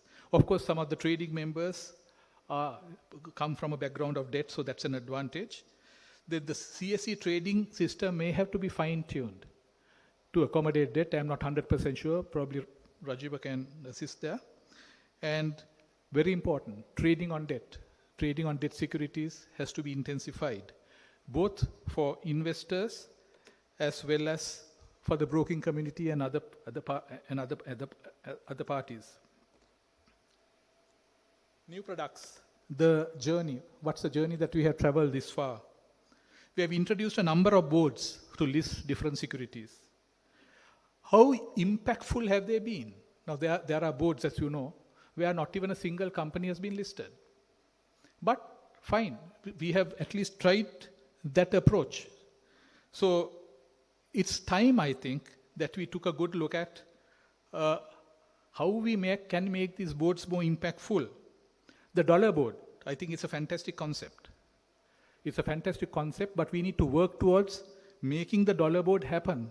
And who are the people who can list on the dollar board? Some of these initiatives, which I have been also privy to, was to try and see whether you could list companies from the Maldives.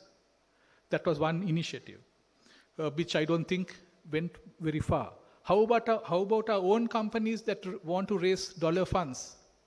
Can they do that through the dollar board in Sri Lanka? I think Krishan probably might be able to answer that question better than me. But that's something worthwhile looking at to try and make this board more impactful. And the other aspect is one of my favorite topics, exchange-traded funds. When I went to Botswana, within the first 3 months, I had to do a strategic plan for the development of the Botswana Stock Exchange. And one of the things that I found out was Botswana's market capitalization to GDP was quite high.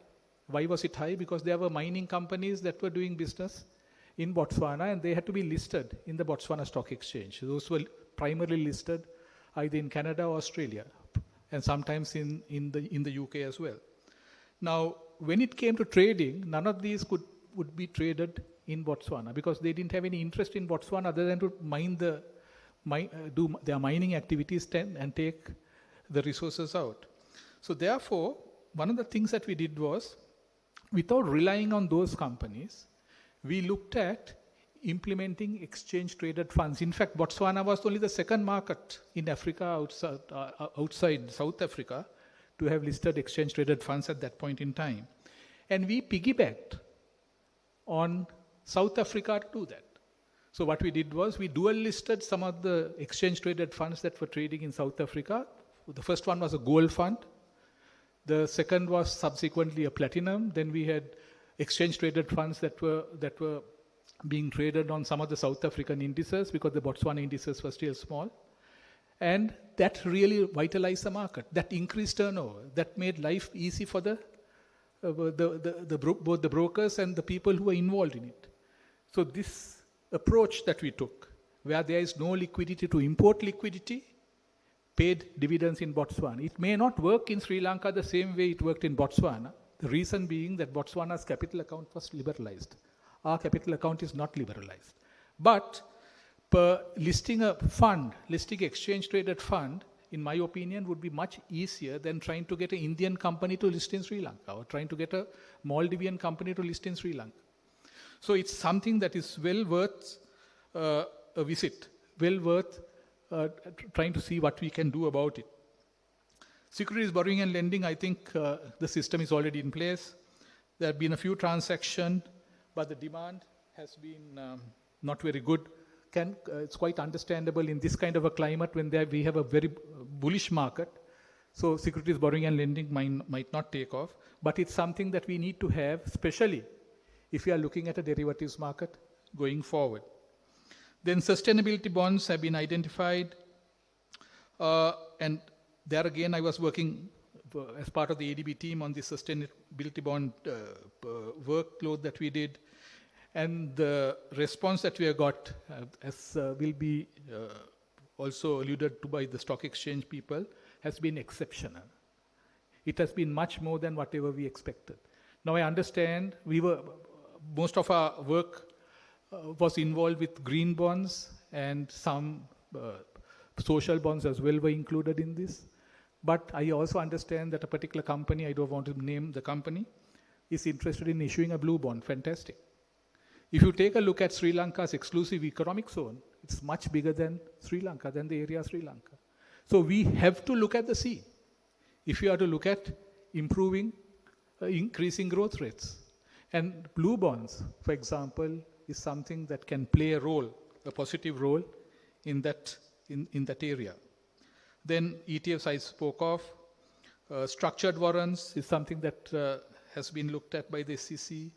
Equity crowdfunding platforms, and use of venture capital and private equity as private equity. I just want to stress something here. Now, as much as we look at equity crowdfunding platforms and venture capital companies and private equity, I think there's a need for the SEC to delve or to engage with them much closer and to see whether those could be used as a catalyst to bring companies to listing on the Colombo Stock Exchange. They don't need to be a listing in terms of an IPO. They can be listing through an introduction. But at least a first step can be taken. First step that would ensure that these companies would be properly governed after the venture capitalist leaves, or which is some food for thought. Then introduction of commodities and financial derivatives, I will not talk about now. CIS I spoke of earlier, so I will just gloss through it. One point that I have to make, which I didn't make earlier, was that is there a possibility? Now, when I take a look at CIS and when I take a look at the capital market, sometimes there tends to be a conflict between those who manage a CIS and those who manage the capital markets. For example, the brokers would want every single investor to go through them for the benefit of the capital market. In other words, they would want every small investor to go through a broker or go through the capital market, go through the Colombo Stock Exchange. But the CISs, on the other hand, are better equipped to handle investments by the small investors. So now how do we make this gel? How can we make this gel? Now, if you are looking at, you already have listed closed-end exchange-traded funds in the market. It's already listed in the Colombo Stock Exchange. Why can't you list open-ended unit trusts? Or what is the problem in listing the closed-end funds? You could still list the closed-end funds and get the management company to be the market maker. Where if I, for example, if I'm a unit trust holder and I want to sell my securities right now, or if I want to get out of that investment, I need to go to the management company, and that process I think is quite efficient. I'm not doubting that.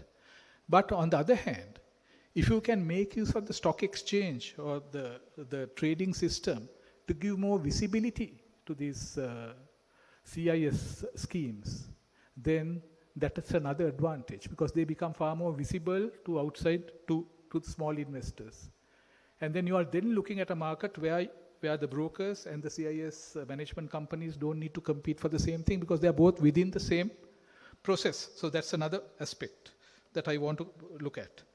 Then net asset values of collective investment schemes, computation.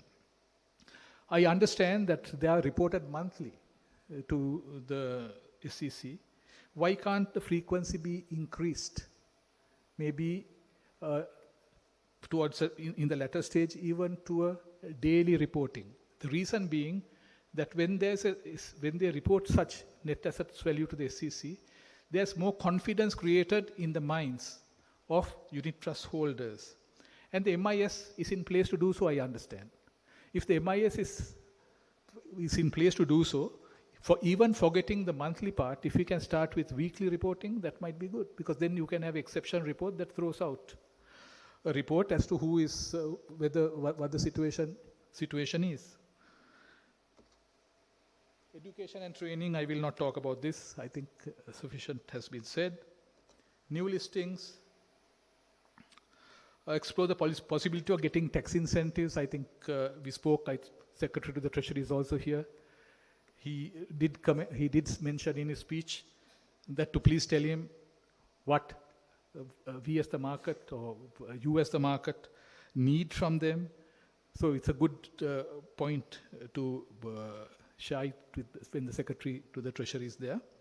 Then state-owned enterprises. Again, as I think Krishan mentioned, why does the government need to own 100% of these companies? They don't need to. Again, these have been talked about earlier, but I sincerely hope that something can be done about it with the present setup. From a stock exchange perspective, there's already a catalyst board that they have created for the listing of state-owned enterprises. And I want to mention this. The all-or-none board, I would call it, but I think it's called all-or-none system. Am I correct, Prachi? It's called all-or-none something, right? Right. Where where especially when it comes to strategic investments, right? So some of the institutions or the SOEs that the government is involved in are strategic, and you might want to get a strategic investor.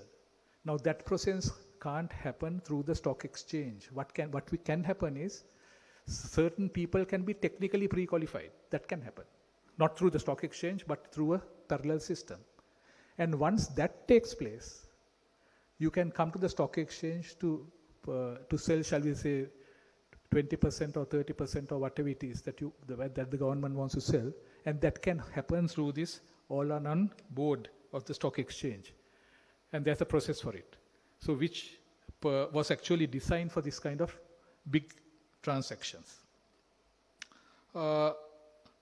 Conducting one-to-one programs targeting potential listed companies, conduct campaigns to promote the benefit of listing, focusing on specific industries, soliciting feedback,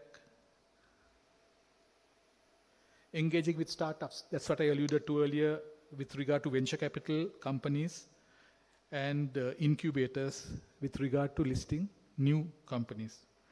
And it can also be coupled with crowd funding platforms.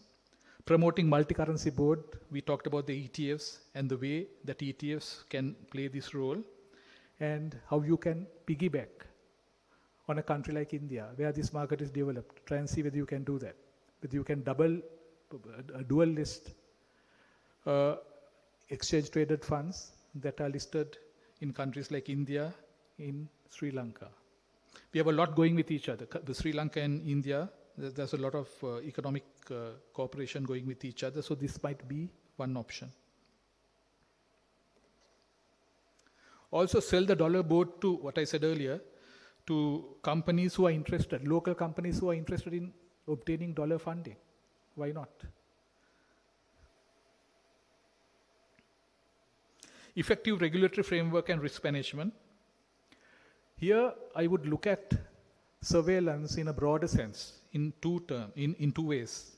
One is surveillance as a preemptive mechanism, a forewarning mechanism, forward-looking mechanism, where you would be aware as the SEC of certain bubbles being built up in the market. It can be in the market, it can be with regard to individual companies. That's one.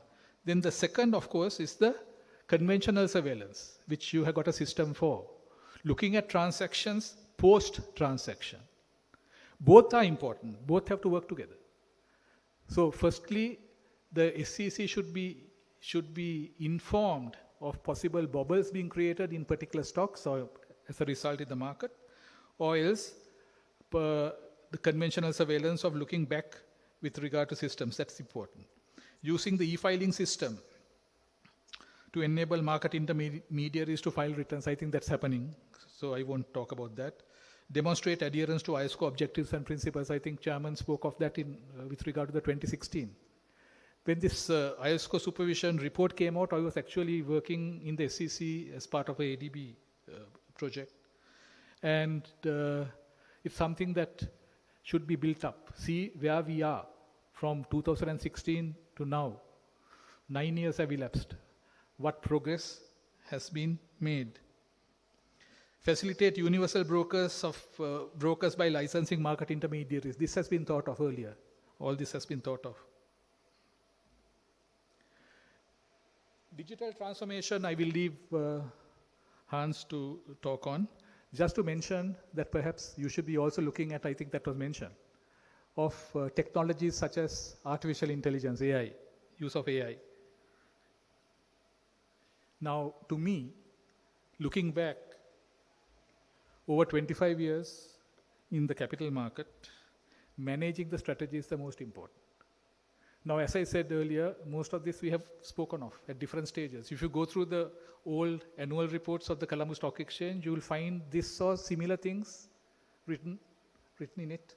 But unfortunately, they have not been implemented for whatever reason. So this time we need to implement some of these. That's a key area.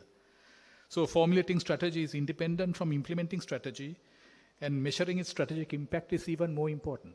That's why I said the SEC should have benchmarks as to how this 12-pillar strategy moves over time. And then you can take preemptive action rather than wait for 10 years and figuring out that it is not as impactful as you thought. So it's important that it happens. And I'm very happy, Chairman, that you also mentioned that there are 12 committees sitting on these 12 pillars.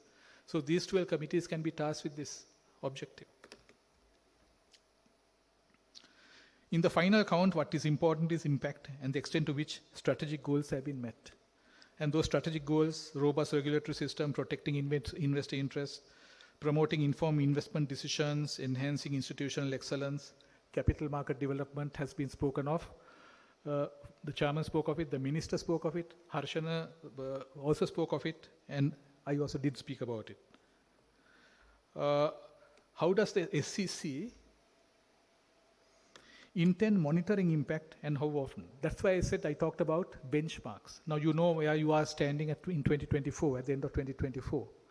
So you need to set periodic benchmarks to measure how you are moving forward.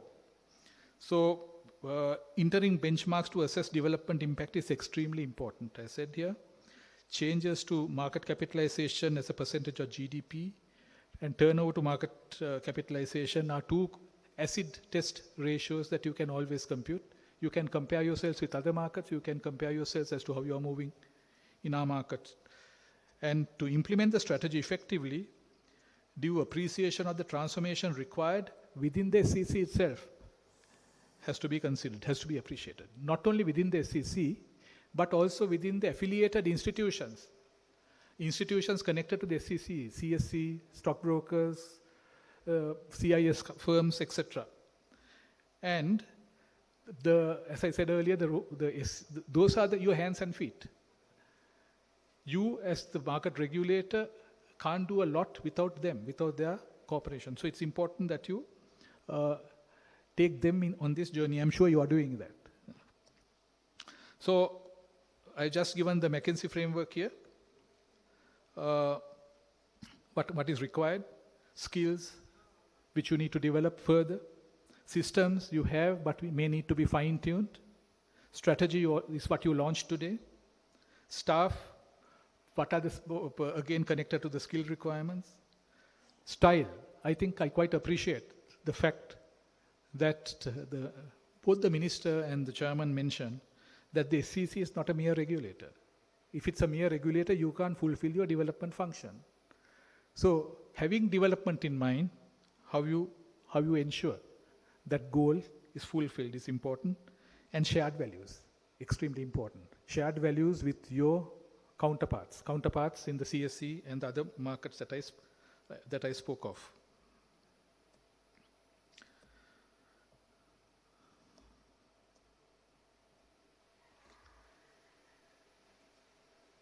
In conclusion,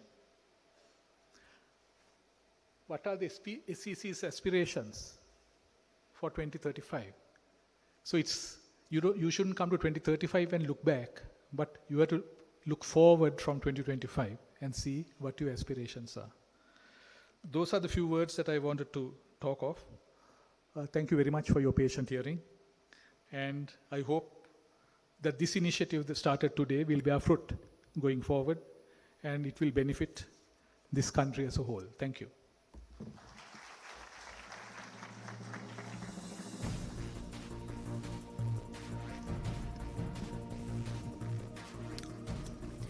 Thank you very much to Mr. Mendes, consultant at ADB, for sharing those valuable regional insights and international best practices this lovely evening. All right, with that, ladies and gentlemen, as we move closer towards the conclusion of the formal proceedings this evening, it's right about time for us to say thank you very much to our esteemed keynote speakers, without whom this session wouldn't have brought out the best. And that is when it's time for us to say thank you very much to our esteemed keynote speakers, and we would be honored to present them with some very special tokens of appreciation this evening. In order to do so, very humbly, respectfully, I would like to invite Professor Harindra Desabandaru, Chairman of SEC, to join with us on stage for the presentation of the tokens of appreciation to our esteemed keynote speakers.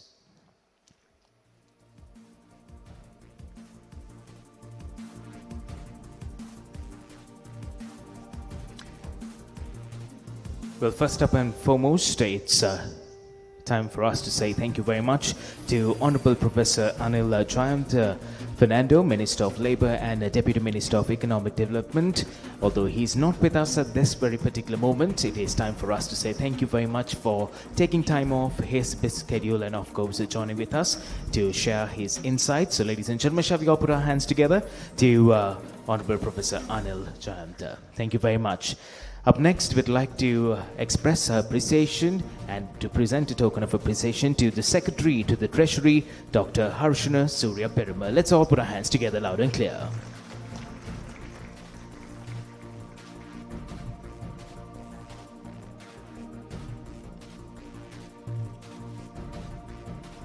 One more time, a round of applause. Thank you very much to Dr. Harshana Surya Perumal, Secretary to the Treasury. Up next, ladies and gentlemen, Chairman John Kales Holdings PLC, Mr. Krishan Balendran. Let's all put our hands together.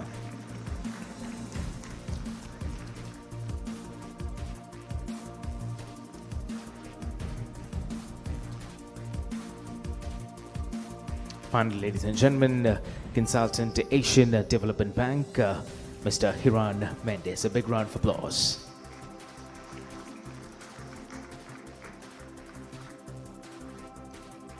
On behalf of the Securities and Exchange Commission of Sri Lanka and all attendees, it is of course a sincere appreciation which goes out to all the speakers for shedding knowledge and insights this special evening. One more time to all our esteemed keynote speakers, a big round of applause. And thank you very much to Professor Harindra Desabandaru, Chairman of SEC, for joining with us in the presentation. With that, ladies and gentlemen, just before we close, we'd like to once again open the floor for an entertainment act. Enjoy.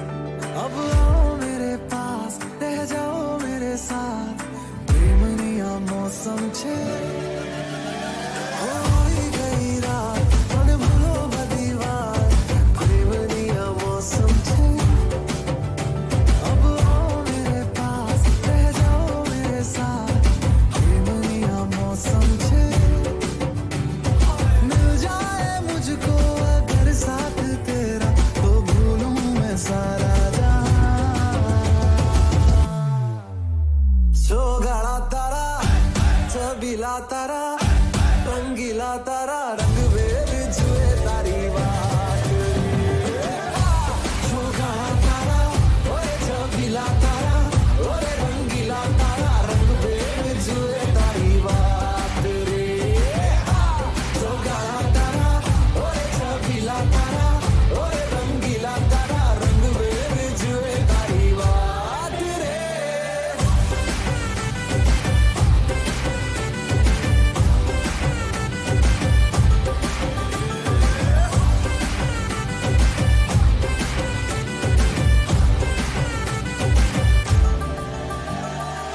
छुप छुप के तुम्हें देखा मैं करूं सारी सारी रात सारी सारी रात छुप छुप के मुझे देखा तू कर सारी सारी रात सारी सारी रात मिल जाए मुझको अगर साथ तेरा तो भूलूं मैं सारा जहां चोगाळा तारा चबिला तारा रंगीला तारा रंग वेर जुए तारी बात चोगाळा तारा ओरे चबिला तारा ओरे रंगीला तारा रंग वेर जुए तारी बात रे चोगाळा तारा ओरे चबिला तारा ओरे रंगीला तारा रंग वेर जुए तारी बात रे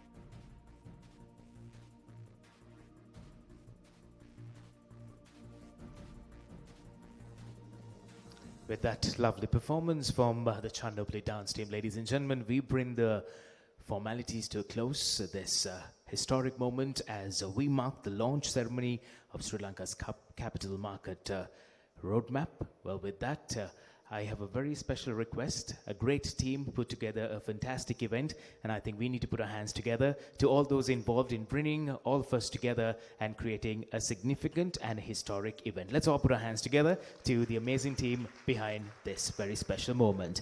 Well, we thank everybody once again. Thank you very much to our esteemed keynote speakers and all who joined for this very momentous evening, a very special media. Friends also is to be recognized and appreciated this evening.